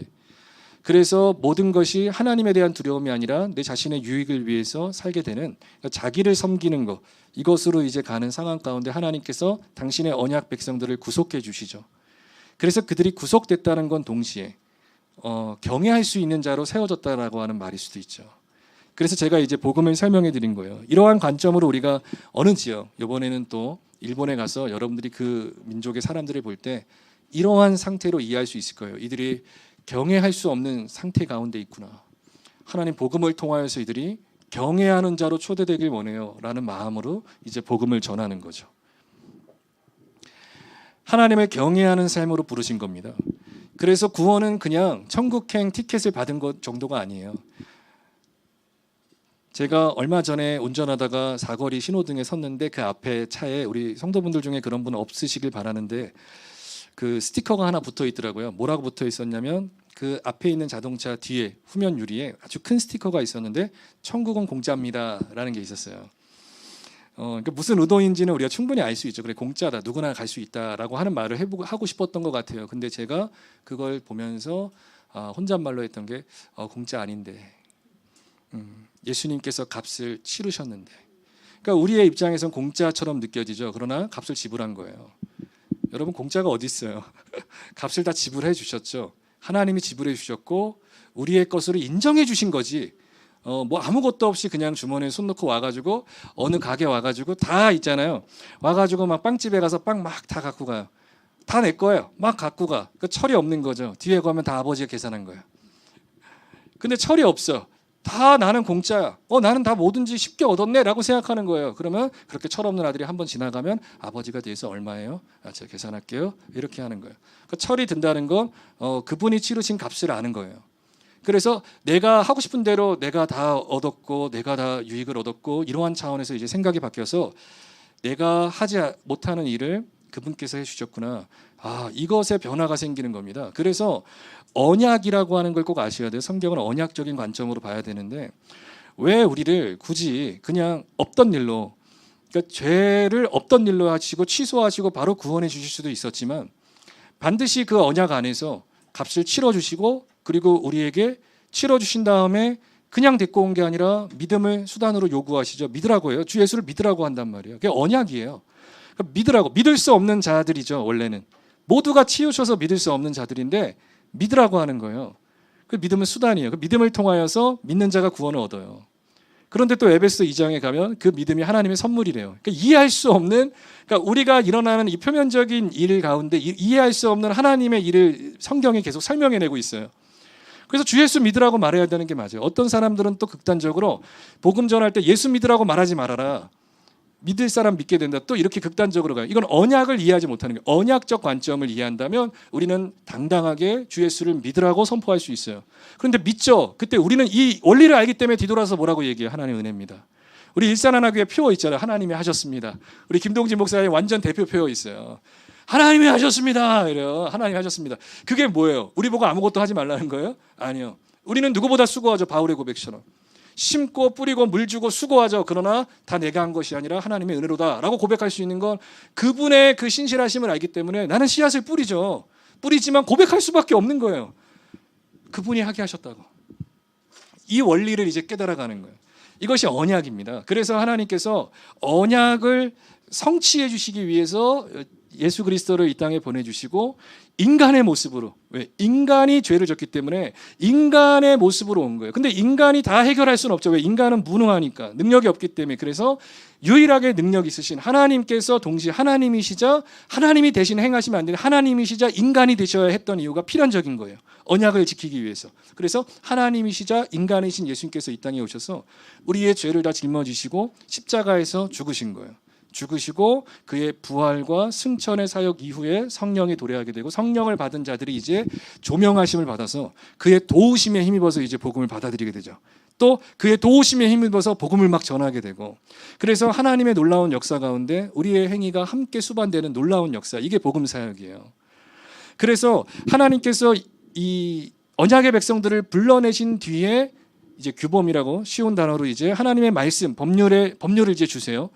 그래서 애굽의 백성들, 애굽 안에 이스라엘 백성들이 노예로 있을 때 그때는 말씀하시지 않고 그들을 건져내 주신 뒤에 말씀해 주시죠. 그러니까 십계명을 언제 주세요? 그들 애굽 안에 있을 때 주지 않고 건져내 주신 뒤에야 비로소 줘요. 왜냐하면 그래야 비로소 그들이 언약 안에 초대되어서 지킬 수 있기 때문이에요. 그래서 하나님께서 먼저 그 일을 행하신 거예요. 그래서 이스라엘 백성들에게 10가지 재앙을 통하여서 애굽을 심판하시죠. 마지막에 이제 유월절 어린 양의 피, 우리 예수님의 피를 상징하는 예표적 의미로서 그들이 문설주에 다 이제 예수님의 피를 상징하는 어린 양 피를 바르고, 그 다음에 그날 밤에 애굽 사람들은 죽고 장자가 죽고 모두의 심판이에요. 첫째 것이 죽는 건 모두가 죽는 거예요. 대표성의 원리로 다 죽어버리고, 그 다음에 이스라엘 백성들이 살아나는 거예요. 이스라엘 백성들이 공짜로 살았어요? 아니요, 피값으로 산 거예요. 그래서 피값으로 말미암아 그들의 생명이 보존되고, 그리고 그들이 물을 건너요. 고린도전서 10장에서 이걸 세례라고 얘기하죠. 홍해를 건넌 거. 그러니까 물을 통하여서, 물을 지나감을 통하여서 그들이 죄 사함을 받게 돼요. 그러니까 예수 그리스도의 사역이 다 적용되는 거예요. 그리고 그들이 이제 광야의 한복판에 서게 되는 거예요. 그리고 뭘 받아요? 말씀을 받게 되는 거예요. 계명을 받게 되는 거예요.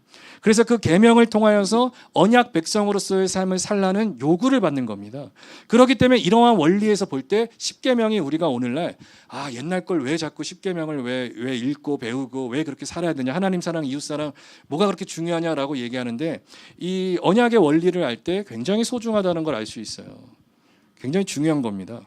그래서 하나님께서 이스라엘 백성들을 출애굽시켜 주신 뒤에 출애굽기 20장에 이르러서 하신 말씀이 뭐냐면, 하나님에 대한 지식을 선언해 주세요. 내가 누군지 알아라고 설명해 주시죠.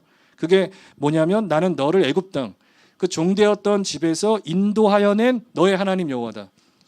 난 나의 백성의 구원을 위하여서 일하는 하나님이다.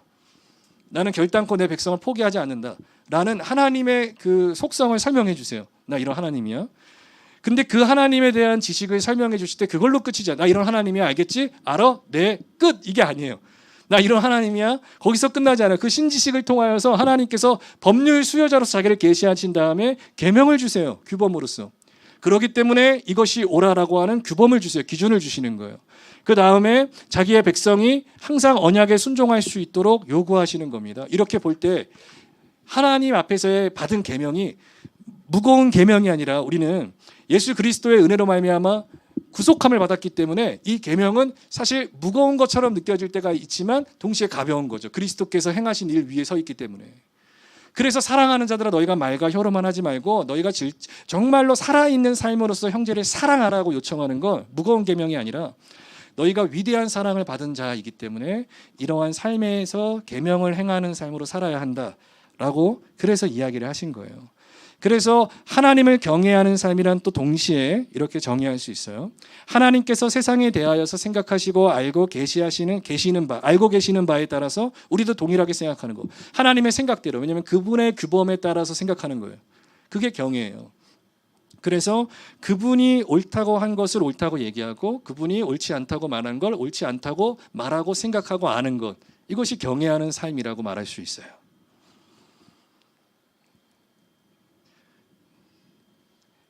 열심히 적고 모습이 너무 예뻐요. 경외한다는 게 굉장히 크더라고요. 크고 또 굵직하고 선명하더라고요. 제가 이걸 보면서 너무 감사했어요. 저는 이거 너무 좋았어요. 하나님 경외하는 삶, 김동진 목사님 분명히 알고 저한테 시킨 것 같아요. 이거 좀 한번 연구해서 은혜 받으라고 저한테 시켜주신 것 같아요. 왜냐하면 제가 몇 달 전에, 2달 정도에 제가 목사님 제가 힘들어요.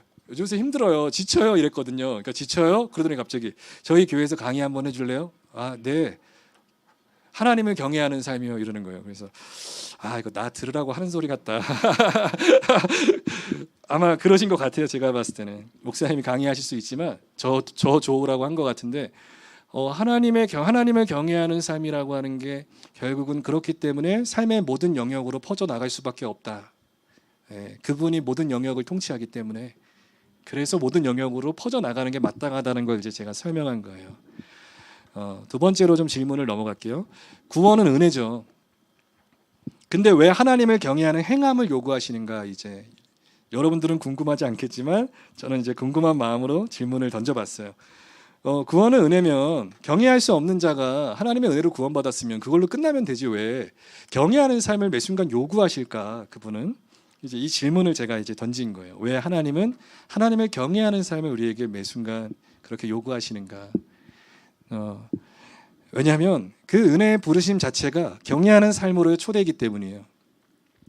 에베소서 2장에 1장에는 예정이 나오고 2장에 이제 우리가 예수 그리스도 안에서 선한 일을 위하여서 지으심을 받은 자다라고 이제 말씀하세요. 그러면서 그것이 뭐냐면 이 일은 하나님이 전에 예비하사 우리로 그 가운데서 행하게 하려 하심이니라. 굉장히 중요한 표현입니다. 행함으로 구원을 받지는 않지만 행함을 위해서 구원을 받는다는 말이에요. 행함으로 구원을 받지는 않아요. 행함이 구원의 조건은 안 되죠. 우리 모두가. 그러나 하나님이 우리를 구원하신 것은 그냥 생각하고 그냥 이야기하고 끝나는 그런 이야기로, 그런 논리 체계로서 끝나는 것이 아니라 우리가 행할 수 없는 일을 이제 행할 수 있도록 초대하셨다는 말이에요. 그래서 선한 일을 위하여서 우리를 지으셨고 그 일을 행할 수 있도록 우리를 부르셨다. 그래서 부르심 자체가 경외하는 삶이에요. 하나님 경외하는 삶, 부르심 자체가. 그래서 제가 하나 좀 표를 보여드릴게요. 존 프레임의 이제 중요한 이제 조직신학 책에 아주 중요한 정리된 표가 하나 있어요. 선행에는 다음과 같은 필수적이고 충분한 세 가지의 조건이 필요하다. 성경에 이제 정리되어 있는 건데 첫 번째는 기준이 선해야 돼요. 기준이. 그리고 목적이 선해야 돼요. 그리고 동기가 선해야죠. 여러분 이것만 기억해도 아주 좋습니다. 여러분은 그런 질문 받은 적 없으세요? 우리보다 열심히 살고 착하게 산 스님이 왜 천국에 못 가나? 라는 생각 안 해보셨어요? 그리고 어떤 분들은 이제 뭐 TV 다큐멘터리 보면서도 저는 실제로 그 얘기를 들었거든요. 어떤 분이 그렇게 얘기했대요. 우리 교회 청년의 아버지인데 그분도 이제 사실은 집사님이심에도 불구하고 다큐멘터리 보면서 딸한테 이렇게 얘기한 거예요. 예. 야, 저 사람 진짜 스님이지만 진짜 열심히 살고 착하게 산다. 나는 저 사람이 천국 갈 것 같아. 솔직히 나는 천국에 가면 저런 사람이 천국에 있을 것 같아. 나는 아닌 것 같아. 라고 말씀을 하셨대요. 그래서 이 청년이 저한테 찾아온 거예요. 그래서 아버지가 이런 생각 갖고 있는데 어떻게 해요? 해가지고 알겠어요 하고서 제가 한 달 뒤에 설교한 게 선행에 대해 설교를 했어요. 의도적으로 들으라고. 선행에 대해서 오해하기 때문이에요. 남들보다 착한 것 같고 상대적으로 남들보다 더 뭔가 있으면 우리는 착한 일이다라고 얘기하는데 성경에서는 그렇지 않은 거예요. 겉으로는 경외하는 거고 착한 일이지만 왜 그 일을 하냐 이거예요. 성경 그것까지 묻는 거예요. 그게 뭘 기준으로 해서 그 일을 하냐 이거예요. 그리고 뭘 목적으로 해서 그 일을 하냐. 그것이 하나님을 경외하는 그분의 영광을 위해서 내가 일을 하는가. 그게 아니라 자기 유익과 자기 영광을 위해서 한다면 누군가를 위해서 생명을 바치고 헌신하는 거 겉으로 보면 상대적으로 인간들이 보기에는 더 타당하고 좋은 것 같죠. 근데 하늘에서 보기에는 아무것도 아니라는 거예요. 너희들 가운데는 너보다 얘가 더 착한 것 같고 얘가 얘보다 상대적으로 나은 것 같지만 주님의 말씀의 근거로 봤을 때 다 똑같은 죄인인 거예요. 여러분 교도소, 제가 소년원 사역 오래 하는데 교도소 같은 데 가잖아요. 그러면 얘보다 얘가 더 착하고 얘보다 착해도 다 죄인이에요. 이런 말씀 좀 드리기 그러지만 그 어차피 수감되어 있는 거예요. 거기서 좀 착하다고 해서 나올 수 있는 건 아니에요. 근데 거기서는 그게 굉장한 것처럼 보여요. 거기서는 그게 굉장한 것처럼. 그러니까 우리가 인간 사회 가운데서는 우리가 보편적으로 암묵적으로 어떤 보이지 않는 기준들이 형성이 되어 있어요. 문화 속에. 그래서 이건 진짜 누가 봐도 착한 일이다. 누가 봐도 선한 일이다. 그런데 성경에서 명확하게 말씀하시는 그건 선한 일이 아니다. 그래서 우리가 예수님 믿지 않지만 우리보다 착하게 사는 사람은 왜 지옥에 갑니까? 라고 얘기할 때 당황하지 마시고 이렇게 말씀하시면 돼요. 기준과 목적과 동기가 다르기 때문이야. 얼마나 멋있습니까? 이 표현이. 그런데 이것은 사실 교리문답서에도 있는 내용이었어요. 하이델베르크 요리문답에서도 이미 다음과 같이 정리가 잘 되어 있는데 프레임이 얘기한 거랑 동일한 거예요. 그러면 선행은 무엇입니까? 이제 하이델베르크 요리문답에서 얘기하는데 답이 이렇게 고백되어 있어요. 우리의 신앙의 선배들이 이렇게 고백한 거예요. 하나님의 율법에 따라서 기준이 있죠. 하나님의 율법에 따라서 또한 그의 영광을 위하여 목적이죠. 그리고 참된 믿음으로 동기죠. 참된 믿음으로 행하는 일들만이 선행이다. 우리 자신의 생각이나 사람의 교훈에 근거한 것들은 선행이 아닙니다라고 우리 항상 교회 역사 가운데 고백해 왔어요. 그래서 율법에 따라서 하나님 말씀이 기준이 되어야 되고 그분의 영광이 목적이 되어야 되고 참된 믿음이 우리의 동기가 되는 거 이 일에. 그래서 선행을 해야 한다. 그렇기 때문에 우리가 믿는 자들이 더욱더 선행의 삶을 살아야 한다 이겁니다. 셋째, 하나님을 경외하는 삶은 왜 지속적이어야 하는가. 이제 단회적으로 끝나는 것이 아니라 오늘 내가 3년 전에 그때 정말 경외했지로 끝나지 않고 왜 오늘 또 매 순간 경외하는 삶이 왜 요구되는가. 이제 시간에 관한 질문입니다. 왜 한 번으로 끝나지 않고 왜 지속적으로 우리의 삶 가운데 요구되는가. 경외는 그래서 성화의 관점 안에서 이해할 수 있어요. 부름받은 자가 거룩해져 가는 과정이 성화인데 그 모든 성화의 과정에서 경외가 필연적으로 함께 갑니다. 점점 거룩해지는 것처럼 점점 더 경외하는 자가 되어가는 거예요. 여러분 적기 힘드시면 제가 PPT를 놓고 갈게요. 네, PPT 놓고 갈 테니까 나중에 제가 지금 성화에 대해서는 우리가 고백하는 웨스트민스터 소요리 문답에서 성화에 대해서 아주 잘 정리가 됐어요. 성화가 뭡니까? 이렇게 질문했을 때 우리 신앙의 선배들이 이렇게 정리했어요. 성화는 하나님의 값없는 은혜인데 이로써 우리의 모든 인격이 하나님의 형상으로 새롭게 되고 점점 죄에 대하여 죽고 의를 향해 사는 것입니다. 이게 성화예요. 모든 인격이 하나님의 형상으로 새롭게 되는 겁니다. 이게 성화예요. 거룩해지는 게 그냥 내가 그분에 대해서 뭔가 알겠다 정도가 아니라 나의 모든 인격이 정말 하나님의 형상으로 새롭게 되어가는 거. 그래서 좀 더 구체적으로 죄에 대해서 죽고 의에 대해서 살게 되는 거. 그래서 이것이 이제 성화, 거룩의 삶이에요. 그렇기 때문에 하나님의 형상으로 새롭게 되어야 된다. 그래서 제가 좀 더 깊이 들어가고자 하나님의 형상에 대해서 좀 잠깐 설명을 드릴게요. 죄에 대하여서 죽고 의를 향해서 사는 겁니다. 그래서 옛사람을 죽이고 새사람을 살리는 거. 이것이 이제 우리의 거룩한 삶의 여정이에요. 그래서 경외가 지속적이어야 된다 이겁니다. 항상 매 순간에.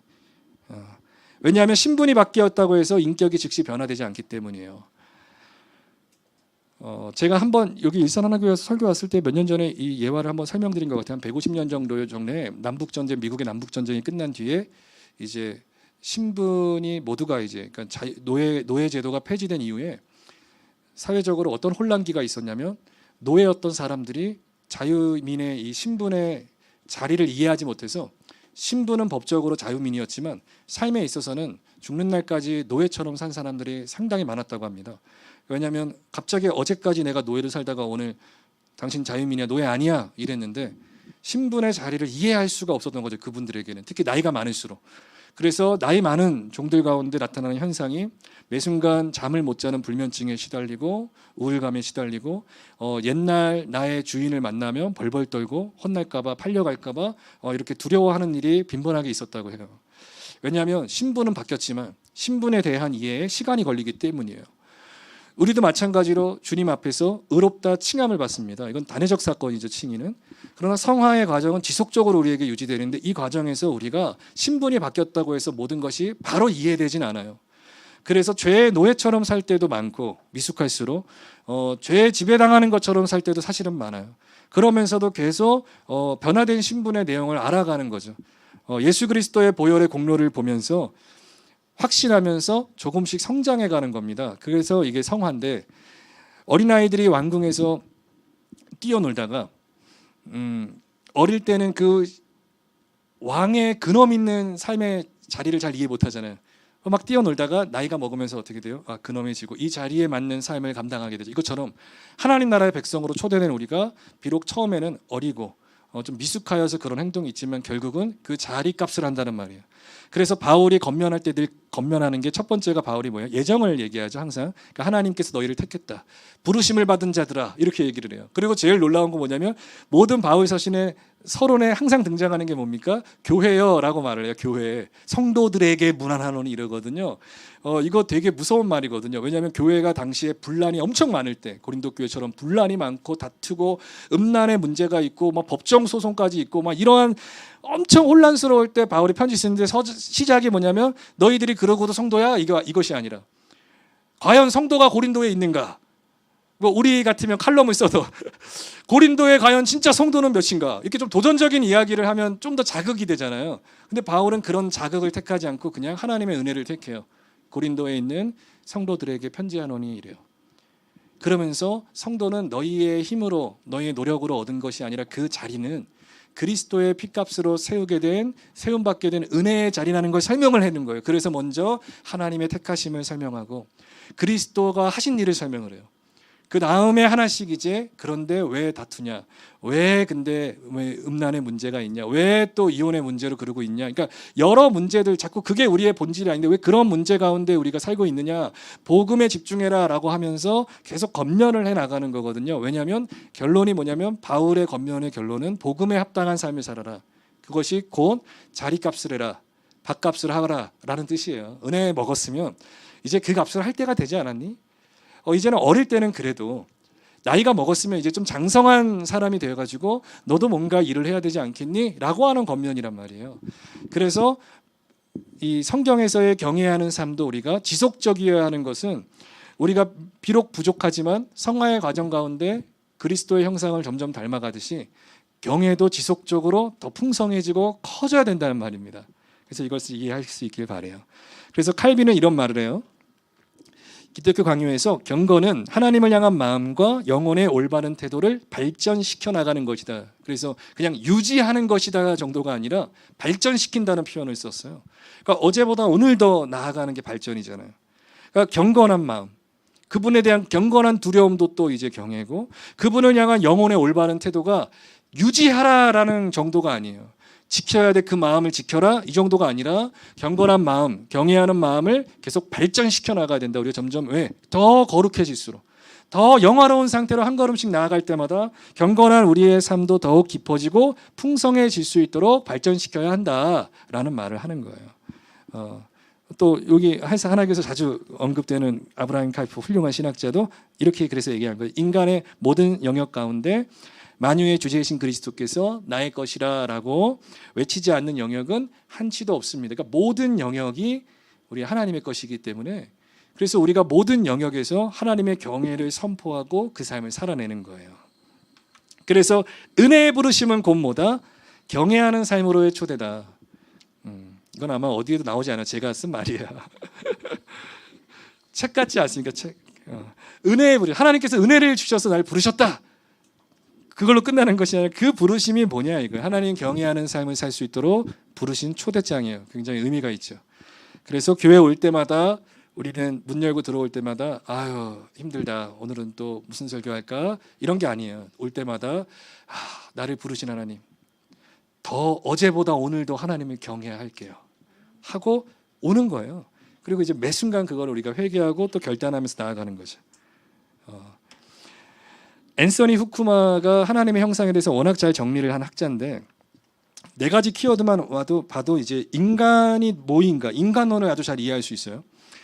하나님의 형상으로 우리가 지음을 받았잖아요. 근데 그 형상이 이제 네 가지로 정리가 되는데, 첫 번째가 원래의 형상, 창조시의 원래의 형상이 있고, 둘째가 비뚤어진 형상이 있겠죠. 비뚤어진 거. 죄로 인해서 비뚤어졌지만 다시 우리가 새로워진 형상. 그리고 여기서 그치지 않아요. 우리가 3번에 있지만 완성된 형상을 향해서 가는 중입니다. 이게 영화로운 상태예요. 앤서니 후쿠마가 아주 좋은 말을 했어요. 인간은 자율적으로나 독립적으로 존재하는 것이 아니라 피조물로 존재한다. 그러니까 늘 하나님을 경외해야 하는 원래 그런 존재다라고 명확하게 얘기하는 거예요. 그러니까 요새는 이제 자율적으로 사는 거, 독립적으로 사는 걸 많이 이제 추구하는 시대인데, 그러나 성경은 인간은 단 한 번도 어느 때도 자율적일 수 없다. 항상 하나님의 피조물로 서 있다는 거예요. 그러면서 우리가 이해할 것은 인간의 관계입니다. 하나님의 형상 가진 우리가 어떤 관계 가운데 있는가. 이 관계를 통하여서 제가 모든 영역에서 경외해야 된다는 걸 설명하기 위해서 잠깐 이걸 설명드리는 거예요. 더 쉽게 설명을 드릴게요.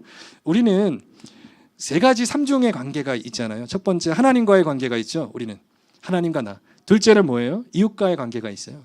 셋째가 또 뭐예요? 아주 중요합니다. 자연도 다스려야 돼요, 여러분. 자연도. 그래서 자연에 대한 교육도 원래 교회에서 많이 해야 돼요. 자연에 대해서.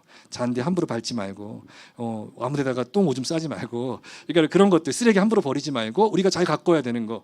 왜냐하면 모든 관계 가운데 하나님께서 우리를 주셨기 때문이에요. 그래서 하나님과의 관계가 회복되잖아요, 우리가 은혜로. 그랬을 때 그 관계가 항상 뭘로 미칩니까? 이웃과의 관계로, 또 자연 만물을 다스리는 회복으로 항상 하나님께서 우리를 변화시켜 주세요. 그래서 모든 영역이라는 말이에요. 모든 영역. 가끔 이제 교회 안에 그런 분들이 계시더라고요. 하나님과의 관계는 되게 좋은데 동료는 정말 너무 안 좋아요. 예, 그러니까 문제 있어요. 그러니까 하나님과 좋은 건 좋아. 그러니까 하나님과 되게 좋아요. 근데 이웃한테나 옆에 있는 동료들한테 너무 관심이 없는 거예요. 막 무례하고, 그런 분들이 꼭 있어요. 아무튼 여기도 있어요. 꼭 있어요. 그래서 저도 이제 많이 권면 드리거든요. 이것만큼 이것도 합시다. 제 설명을 이렇게 드려요. 춤으로 이렇게 하고 이렇게 합시다. 그러면 아유 알겠어요 목사님. 근데 전 이게 좋아요 이러더라고요. 저 이게 좋고 이게 잘 안 되더라고요 이러더라고요. 저희 교회분들은. 근데 이거 되게 중요한 거예요. 그래서 하나님 사랑과 이웃 사랑이 함께 가잖아요. 순서상은 하나님 사랑 먼저지만 그렇다고 해서 이웃 사랑이 항상 가치 없고 그렇게 폄하되진 않아요. 항상 이웃 사랑으로 흘러가야 돼요. 그래서 하나님 사랑하면 이웃을 사랑하고 만물을 잘 다스려야 한다. 왜냐하면 이 삼중적인 관계가 훼손된 거잖아요. 하나님과의 관계가 죄로 말미암아 하나님 관계 깨지고 이웃과의 관계 깨지고 자연과 모든 게 깨진 거잖아요. 근데 하나님의 형상으로 새롭게 됐다는 건 나와 하나님만 얘기하면 안 돼요. 나와 하나님만이 아니라 이제 이웃을 보는 관점이 바뀌었어요. 그리고 자연을 보는 관점도 바뀐 거예요. 모든 거에 관해서 하나님께서 모든 영역을 통치하신다는 그 하나님에 대한 그 지식이 새로워졌기 때문에 모든 영역에서 이웃도 잘해야죠. 하나님께서 만나게 하신 사람이 잘하고 자연도 잘 다스리는 겁니다. 그래서 정리하면 세 가지일 수 있어요. 첫째, 하나님의 택하심을 받은 신자에게 요구되는 합당한 삶. 그리고 둘째는 삶의 모든 영역에서 마땅히 행해야 할 삶의 태도. 그리고 셋째가 복음과 함께 가르쳐야 할 삶의 태도. 이제 세 번째를 조금 제가 설명을 해드릴게요. 5분만 쉬었다가 제가 할게요. 생각보다 시간이 빨리 갔어요. 5분만 쉬었다가 제가 하겠습니다. 예.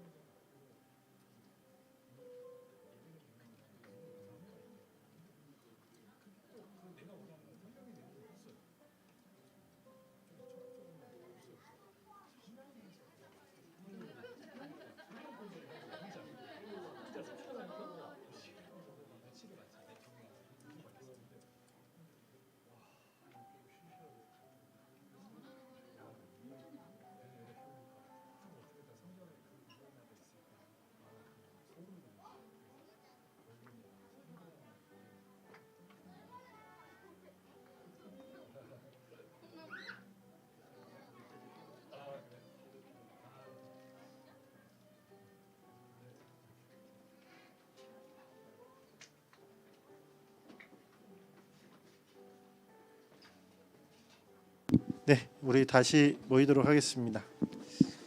다시 모이고요. 남은 강의는 얼마 안 된다고 말씀해 주셨는데, 네, 모여서 우리 마무리 또 할 수 있도록 하면 좋을 것 같습니다.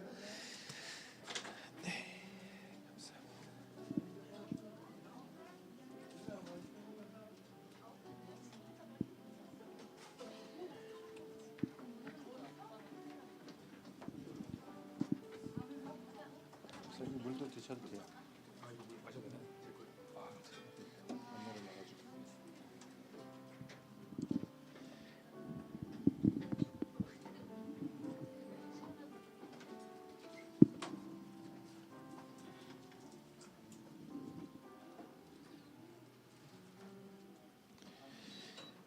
네, 우리 두 번째 시간으로 우리 목사님 다시 말씀 듣도록 하겠습니다.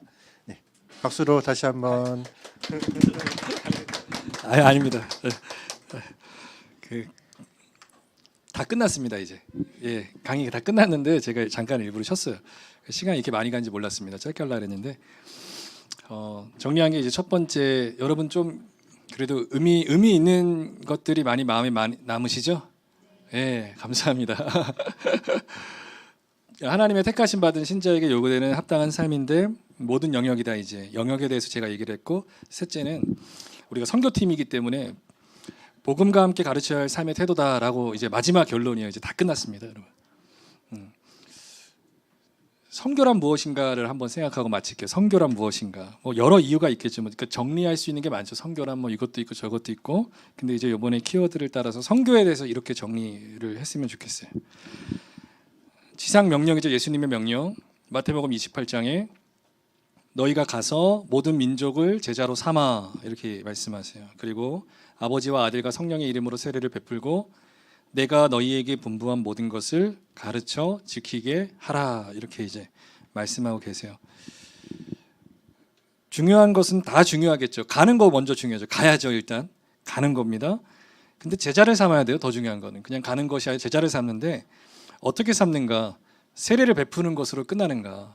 우리 이제 제가 군 생활할 때 막 세례 막 일주일에 뭐 많이 받을 때는 뭐 500명도 받고 이러거든요. 그래서 그 숫자 이제 쫙 해가지고 한국교회 세례 군대에서 세례 받은 사람 막 1년에 막 몇만 명, 뭐 몇천 명 막 이런 거 막 쫙 영상 올려요. 근데 실상 그 세례 받았던 사람들 그 세례 받은 걸로 그것도 중요할 수 있겠지만 그걸로만 이제 제자를 다 삼았다라고 하기에는 제자 삼으라는 명령에 있어서 좀 오해한 것 같아요. 예수님의 명령은 세례를 베풀고 세례 자체만이 아니라 베풀고 또 이어지는 마지막 결론이 너희에게 분부한 모든 것을 가르쳐서 그들이 지킬 수 있도록 하라는 거예요. 그래서 단어를 보니까 가르쳐 지키게 하다라고 하는 단어를 제가 나눠봤어요. 나눠보니까 가르치다와 지키게 하라라고 하는 두 이제 동사로 나눠지는데 그러면 가르쳐는 도대체 뭔가를 보니까 시제, 저는 성경에 이제 시제 보는 걸 좋아하는데 시제를 보니까 현재 분사형이 사용이 되었는데 단회적 가르침이 아니라 지속적인 가르침이에요. 그러니까 5년 전에 예를 들면 내가 어디 가서 뭐 가르치고 왔다로 끝나는 것이 아니라 그거는 이제 일회성이잖아요. 근데 더 지속적으로 가르칠 수 있어야 돼요. 그래서 바울이 한 지역에 가서 가르치고 끝나는 것이 아니라 사람을 세우잖아요. 왜냐하면 나는 오지만, 그러니까 내 가르침이 끝난 것 같지만 다른 사역자를 통해서 궁극적인 하나님의 가르침이 지속될 수 있도록 교회를 세우고 사람을 세웁니다. 이것이 참 중요해요. 그래서 가르치다라는 건 지속적인 가르침인데, 그러면 어떻게 뭘 가르치냐 했을 때 지키게 하라. 그래서 여기서 지키게 하라를 보니까 경애와 동일한 표현이 상징이 돼요. 여기서 단어 풀이가 전 의지적인 결단과 실행, 그것이 동반된 살아있는 가르침을 요구하는 거예요. 그래서 그들이 하나님을 경외하는 삶이 될 수 있도록 더 요청하는 거예요. 그러니까는 주님을 부르는 걸로 끝나는 것이 아니라 내가 부른 주님의 뜻을 내 삶 가운데 지킬 수 있도록 하는 거, 그게 더 중요해요. 그래서 항상 이제 선교는, 저도 이제 선교에 대한 마음이 늘 많고 이제 제가 그런 사역을 오래 해 나가는데, 선교는 가서 이제 저도 해보니까 맛있는 거나 이제 눈에 띌 만한 뭔가를 주면 이제 사람은 모일 수 있거든요. 그리고 그 자리에서 순간적인 반응으로 뭔가를 고백할 수는 있지만 그걸로만이 아니라, 그것도 중요할 수 있겠지만 그것으로 그치지 말고 지속적으로 그들이 순종할 수 있도록, 근본적으로 순종하고 하나님 경외하는 삶을 살 수 있도록 우리가 가르쳐서 지키게 할 수 있도록 어떻게 해야 할까, 이걸 많이 고민하시는 겁니다. 그래서 선교를 준비할 때는 우리가 그 특별히 이제 그 선교지에 있는 교회와 어떻게 연결을 할 수 있고, 우리의 몫은 뭐고, 또 이들에게 어떻게 우리가 잘 전달해 줄 수 있을까, 이런 것들을 많이 이제 고민을 해야죠. 그러면서 결국은 그 가르침이 단회적이지 않고 지속적인 가르침이 될 수 있도록 준비하는 거. 그래서 선교는 결국 부르심도 하나님 경외하는 삶으로 초대이기 때문에 선교도 마찬가지인 거예요. 나가서 선교한다 했을 때 선교도 마찬가지로 그들로 하여금 그들을 초대하는 거죠. 일로 와. 그래서 뭘로 초대하는 거? 하나님 경외하는 삶으로 초대하는 거예요. 여러분, 하나님 경외하는 거 너무 기쁘지 않으세요? 그렇죠? 하나님 경외하는 거 기쁘잖아요. 제가 그저께 이틀 전에 제가 총신대학교에 설교했는데, 거기에 제 큰 누님의 큰 딸이 거기 학교를 다녀요. 근데 이 친구가 원래 그렇게 신앙이 좋지는 않아요. 제가 봤을 때는 원래 좋지 않은데, 대학생이 좋지 않은데 그냥 파편처럼 신앙이 가졌던 거예요. 그냥 어릴 때부터 태어나서 교회 다니고, 그냥 주변에 보면 다 가족들이 다 목사, 다 사모 막 이런 사람들이니까 그냥 익숙한 거예요. 익숙했다가 이제 처음으로 이제 자기 학교에서, 자기는 학생이고 저는 이제 학교에서 설교를 하니까, 그러고서 이제 집회를 인도했는데 부흥회 가운데 여러 학생들이 있었지만 가장 큰 은혜를 받은 게 제 조카였어요. 그래서 너무 하나님의 일하심이 놀랍고 너무 기뻐가지고 제가 이 친구를 태워서 집까지 이제 1시간 데려다 줬는데, 밤에 데려다 주면서 제가 이런 말을 했거든요. 이게 내가 사는 삶이야. 제가 얘기를 했어요. 얘야, 삼촌 이렇게 산다. 하나님 예배하면서 이렇게 살아. 너도 이 삶으로 초대된 거야. 제가 얘기를 했어요. 너도 이 삶으로 초대된 거야. 하나님을 경외하는 삶으로 초대하는 거예요. 선교는. 왜? 이게 너무 좋으니까, 너무 기쁘고 감사하니까 우리가 초대하는 거예요. 그런데 그러려면 우리 먼저 하나님 경외하는 삶에 있어서 굉장히 감격이 있어야 되거든요. 그런데 우리 자체가 혹여나 선교를 감당하는 사람임에도 불구하고 우리가 교회 다니는 거 힘들다, 최근에 지친다, 마음이 무겁다, 이런 상태가 너무 지속된다면 초대할 때 좀 그 초대가 더욱 적극적으로 나아가긴 어렵겠죠. 그래서 우리가 힘들 때도 있겠지만 그리스도 안에서 이것이 참 평화고 행복이고 기쁨이고, 우리가 이것을 모든 영혼들이 들어와서 누릴 수 있도록 우리가 당신들을 초대합니다. 이렇게 이러한 마음으로 선교를 하시는 거예요. 마지막 결단, 마지막 파트만 마치고 우리 같이 기도하는 시간을 갖겠습니다. 하나님 나라의 확실성이라는 키워드로 이제 마지막 결론을 내리는데요. 모든 것이 사라지고 일시적으로 왔다가 사라지고, 유행도 지나고 정치적 상황들도 변하고, 모든 것들이 좋은 날도 있고 나쁜 날도 있지만 하나님 나라는 변하지 않습니다. 그래서 그분의 말씀도 변하지 않고, 그래서 우리가 결단과 위로를 할 때는 그분의 변하지 않는 것 때문에 우리가 상황이 변해도 위로를 얻고 결단할 수 있는 건데, 일반적인 종교는 이러한 사이클을 갖고 있어요. 모습이 다양하지만 결론적으로는 모든 인간은 구원을 꿈꿔요. 하나님께서 하나님과 인간의 관계를 지어주셨기 때문에 이게 왜곡될지라도 인간은 누구나 본능적으로, 그래서 칼빈의 말처럼 본능적으로 누구나 이제 종교성을 갖고 있다. 그게 무신론으로 나타나도 사실 들어가다 보면 결국 종교가 있는 거거든요. 그 사람은 결국 그것을 구원이라고 우리가 말할 수 있겠죠. 누구나 구원을 꿈꿔요. 그것이 나에게 구원을 주겠다. 그래서 그 구원을 꿈꿔서 다양한 경로가 있겠지만 궁극적으로 구원을 꿈꿔서 나타나는 대표적인 현상들이 그 신의 만족을 채우려고 하는 또 열성이 등장하고, 또 어떤 때는 어떤 종교에서는 고행을 하고 수고를 해가지고 그 신의 마음을 기쁘게 하려고, 그리고 또 어떤 데는 그런 신도 없다, 내 스스로가 깨달아야 한다 해서 개인의 성찰로 이제 집중하고, 또 어떤 사람들은 아예 구원 자체를 외면하려고 하는 탈구원, 그러니까 구원이라는 건 없어 라고 하는 또 다른 구원을 선택하죠. 구원은 없어라고 하는 그 구원을 또 다른 선택해서 자기의 존재를 맡겨서 위안을 삼으려고 해요. 그리고 또 어떤 사람들은 나는 그 구원에 도달하지 못할 것 같으니까 자각을 해요. 난 못 갈 것 같다. 그러니까 중간에 샤만, 중보자를 세우죠. 그래서 사람, 사이비 집단들 빠지는 이유가 그 사람이 그럴 것 같아서. 최근에 이제 저는 집에 TV가 없어가지고 잘 못 보는데, 어쩌다가 이제 SNS 하다가 누가 이제 퍼가는 걸 보게 돼요. 보는데 그 JMS 그 모습을 봤는데, 굉장히, 혹시 JMS 좋아하시는 분 계세요? 혹시나 개인의 취향에. 저는 원래 JMS 잘 몰랐어요. 잘 그렇게 관심 있게 몰랐는데 최근에 매스컴에 떠서 관심을 갖다가 보니까, 와, 여기 왜 사람들 왜 저기 가지? 좀 제 느낌에는 조금 더 세련된 여호와의 증인이 낫지 않나? 저는 이런 생각을 가졌거든요. 여호와의 증인 되게 세련됐어요. 여호와의 증인이나 제칠의 안식이거나 이런 데 좀 역사가 깊고 나름대로 뭔가 지성이 있는 데를 가더라도 그런 데를 가지지. 제가 신천지도 되게 이해가 안 되거든요. 신천지 가는 사람들도 이해가 안 가고, 역사도 짧고, 그 다음에 이제 좀 우리가 봐도 좀 지성이 없잖아요. 그 교주가 아는 것도 없는데 막 막무가내잖아요. 막 믿으라 그러고 막 하는데 이상한 옷 입고 나오면 어떻게 사람이 저럴 수 있지? 그리고 뭐 명문대 나오는 사람들, 엘리트라고 하는 사람들 어떻게 또 어느 정도 그래도 어떻게 그럴 수 있지? 라는 생각을 저도 이제 많이 갔는데, 들어가다 보니까 사람은 누구나 구원을 갈망하기 때문에 어떠한 방식이든 간에 나타날 수 있겠구나. 그래서 중간에 매개자가 있으면 그 사람이 하나님의 음성을 듣고 내가 하라는 대로 해야 된다, 그래야지 구원을 얻는다라고 했을 때 도덕적이지 않고 전혀 건강하지 않은 삶임에도 불구하고 그냥 그 비뚤어진 삶으로 자기의 온 삶을, 인생을 걸면서 그 자리를 선택할 수가밖에 없는 게, 야, 인간의 존재가 이렇게 구원을 갈망하는구나. 그래서 정말 그게 답이라면 그거라도 해보고 싶은 거. 그래서 제가 일반적인 종교들은 결국 구원에 대해서 이렇게 갈망하는 것이고, 그렇다면 모든 인간이 결국 궁극적으로 구원에 관한 문제 앞에 서게 되는 것이구나. 이걸 보게 됐어요. 그러면 이러한 일반적인 종교의 특성이 이런데 우리의 기독교는 어떤가? 성경에서는 전혀 다르게 이제 말씀을 하세요. 거꾸로예요. 성경이 말하는 하나님의 구원 사역은 하나님의 구원이 우리에게 임하는 것으로 나타나요.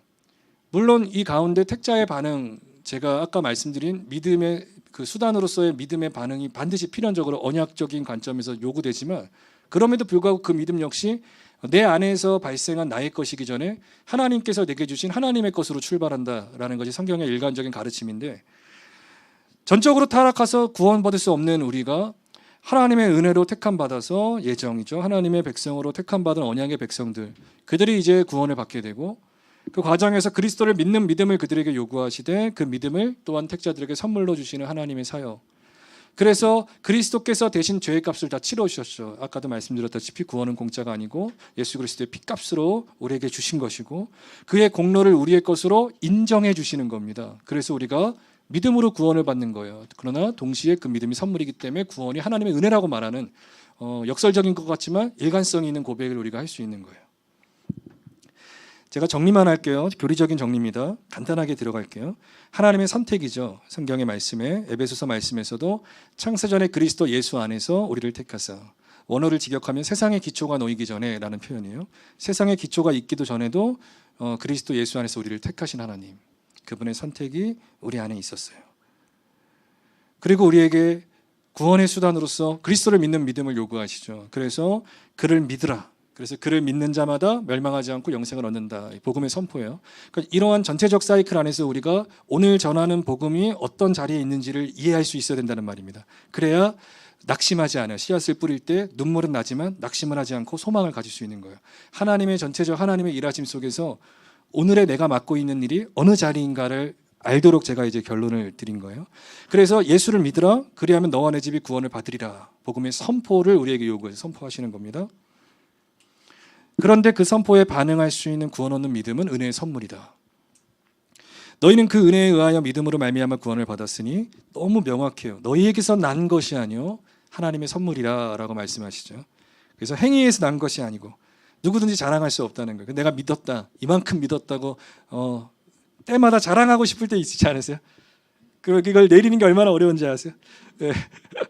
저도 은연 중에 저는 유독 교회에서는 자랑을 진짜 안 하거든요. 근데 자꾸 집에 가면 아내한테 은연중에 자랑하고 싶은 거예요. 그러니까 티 안 나게 저희 아내한테 자랑하고 싶어요. 저희 아내 지금까지 15년 동안 저랑 한 번도 안 싸웠는데 저희 아내 굉장히 착해요. 그러니까 저를 다 받아줄 수 있는 아주 착한 진짜 천사 같은 사람인데 제가 무슨 말을 하면 다 긍정을 해줘요. 그러니까 뒤돌아서 굉장히 부끄러워져요. 그러니까 여러분 그렇게 하세요. 누가 자랑하잖아요. 그러면 왜 자랑해? 하나님 은혜지 이러지 마시고 정말 잘했다고. 진짜 수고했다고. 대단하다고. 이렇게 막 얘기해 주잖아요. 그러면 그 말한 사람이요. 뒤돌아서 되게 부끄러워요. 그래 나 아무것도 아닌데. 그러면서 그렇게 세워준 사람이 되게 고마워요. 내 이런 부족함을 이렇게 세워줄 정도로 나를 이렇게 품어주고 있었구나를 알게 되거든요. 그러니까 여러분 교회 안에서도 사실은 그런 게 필요해요. 그래서 우리 집사님 잘하셨어요. 누가 뭐 청소하면 잘했어요. 뭐 잘했어요 해야죠. 근데 이걸 거꾸로 생각하면 뭘 잘했어 다 하나님 은혜지. 이런 교회들은 아주 정죄가 많아요. 그러니까 이런 교회들은 정죄가 많고 차가워요. 뭐만 하면 뭘 자랑하지 마, 드러내지 마. 모르게 청소해. 이런 거 있잖아요. 청소라도 모르게 해. 교회 섬겨도 모르게 섬겨. 그러면 다 007 작전에 와가지고 뭐 금요일 날 오전에 누구 청소하고 가고 누구 걸리면 청소했어요? 아니요 저 안 했어요. 이게 신앙생활이 이렇게 되면 재미가 없잖아요. 뭐 이런 게 무슨 신앙생활이겠어요. 우리 가운데는 서로 세워주고 서로 인정해 주는 게 있어요. 그럼에도 불구하고 우리 모두가 고백하게 되는 신실한 고백.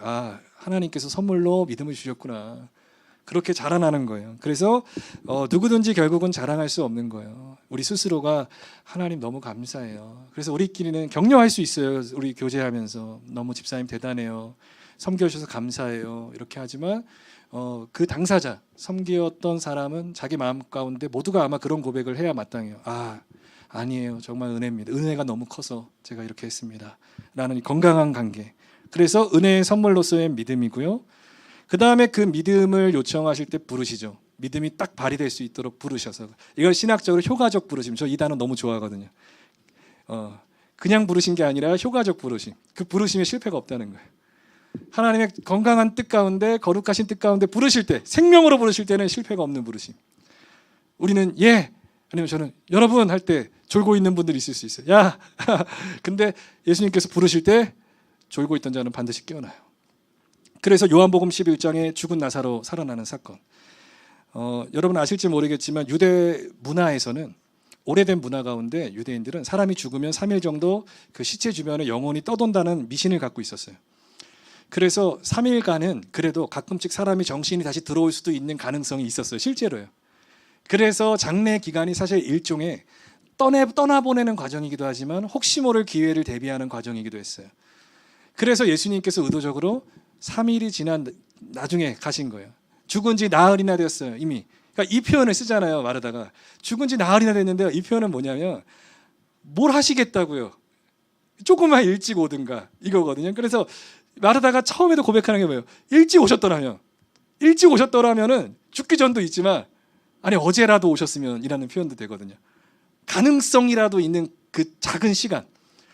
예수님이 의도적으로 조그만 가능성도 완전히 배제시키기 위해서 그것도 주지 않는 거예요. 그 여지도 안 주시고 늦게 오신 거예요. 왜냐하면은 바로 죽은 다음에 1시간 뒤에 오셨으면 더 놀랍잖아요. 우리 생각에는. 딱 왔는데 바로 죽었어 지금 5분 전에. 어떻게 그걸 아시고 딱 5분 만에 오신 거예요? 딱 걸음 숫자를 아시고 그러면 더 놀랄 것 같은데 그렇게 오신 게 아니에요. 이미 다 죽었고 유대 문화 가운데 소망이 없고 기대도 없고 아무런 어떤 기적을 꿈꿀 수 없는 그때 예수님께서 오셔서 돌문 비켜놓으라고 하시는 거예요. 그러니까 그 전에 마르다가 부활을 고백하잖아요. 아시죠? 그 11장 요 사건 나사로야 나오너라 하시기 바로 전에 마르다가 부활에 대해서 배우거든요. 고백도 하고 너가 믿느냐 하니까는 네 주여 내가 믿나이다. 마지막 날에는 그렇게 부활이 일어날 줄 믿나이다 하니까는 너 그때만 믿지. 예수님이 그러시잖아요. 지금 부활을 그 능력을 지금 너는 못 믿지. 이 얘기를 하시면서 자 돌문 비켜나 한 다음에 부르시죠. 나사로야 나오라 하니까 나사로가 나오잖아요.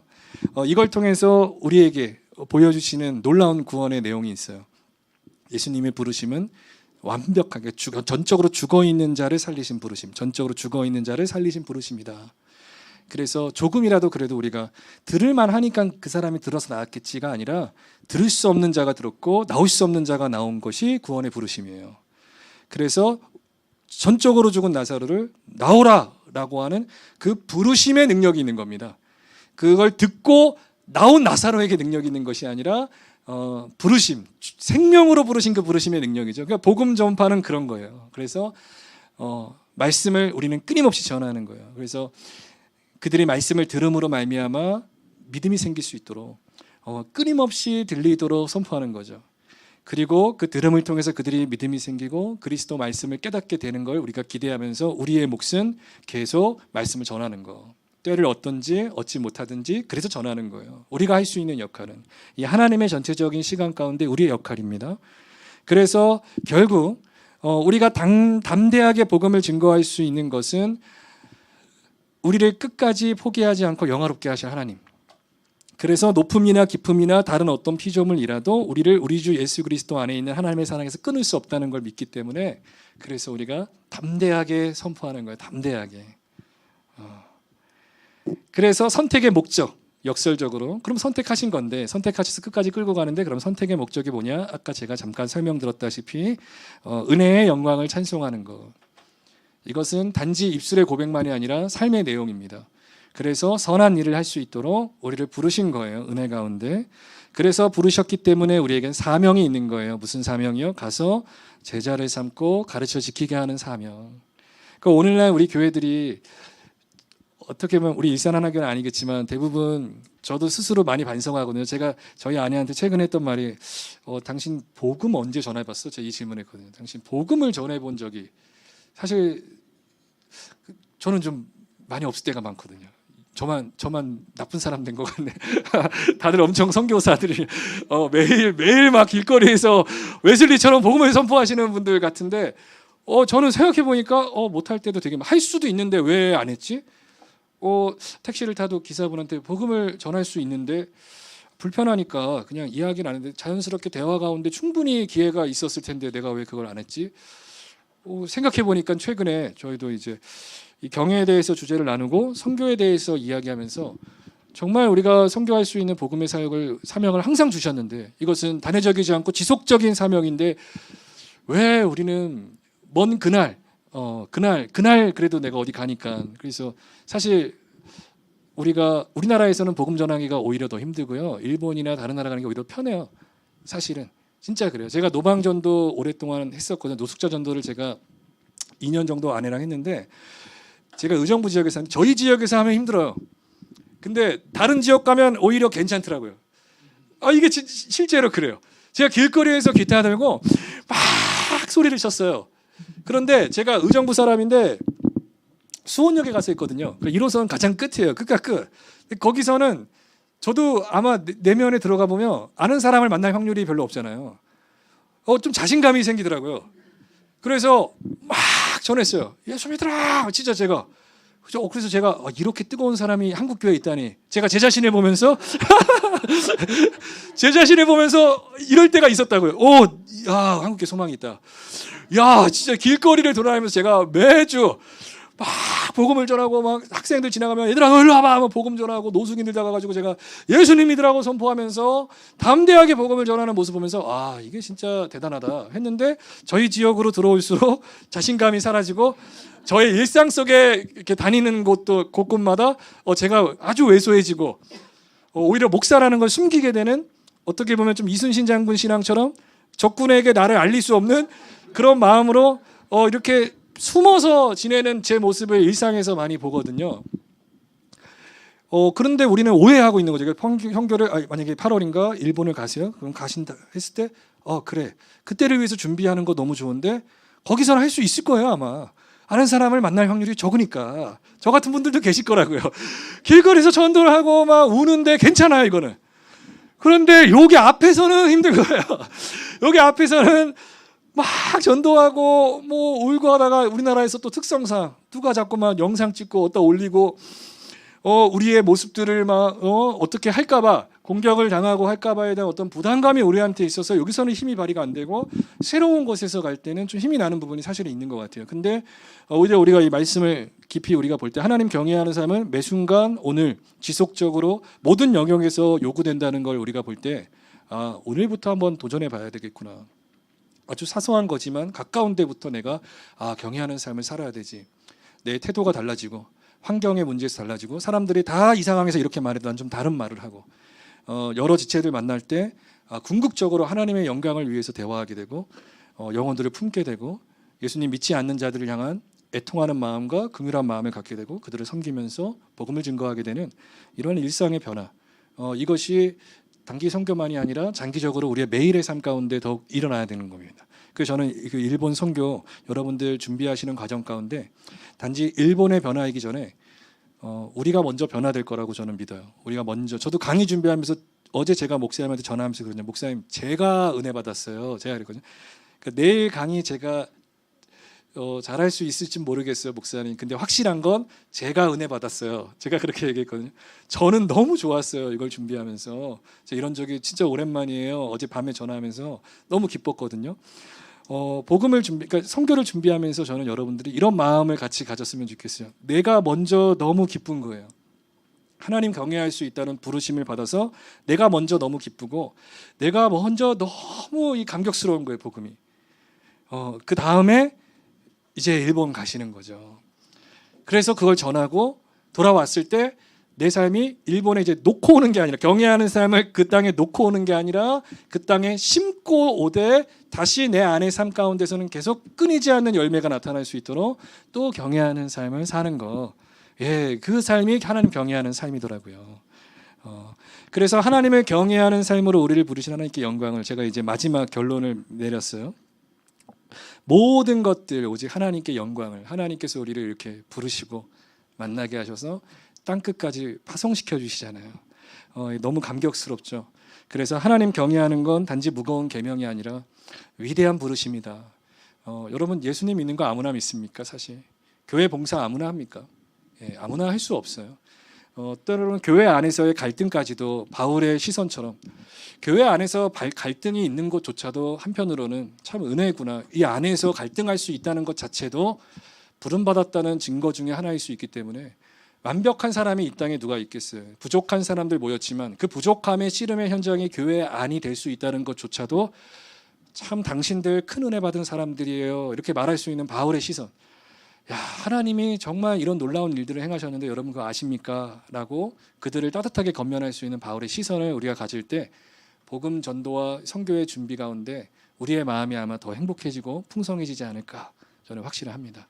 그러한 마음으로 강의를 마치도록 하겠습니다. 우리 박수 치지 마시고 기도를 같이 했으면 좋겠어요. 기도해 주실 때 여러분 너무 귀한 사역을 또 감당해 주심에 감사합니다.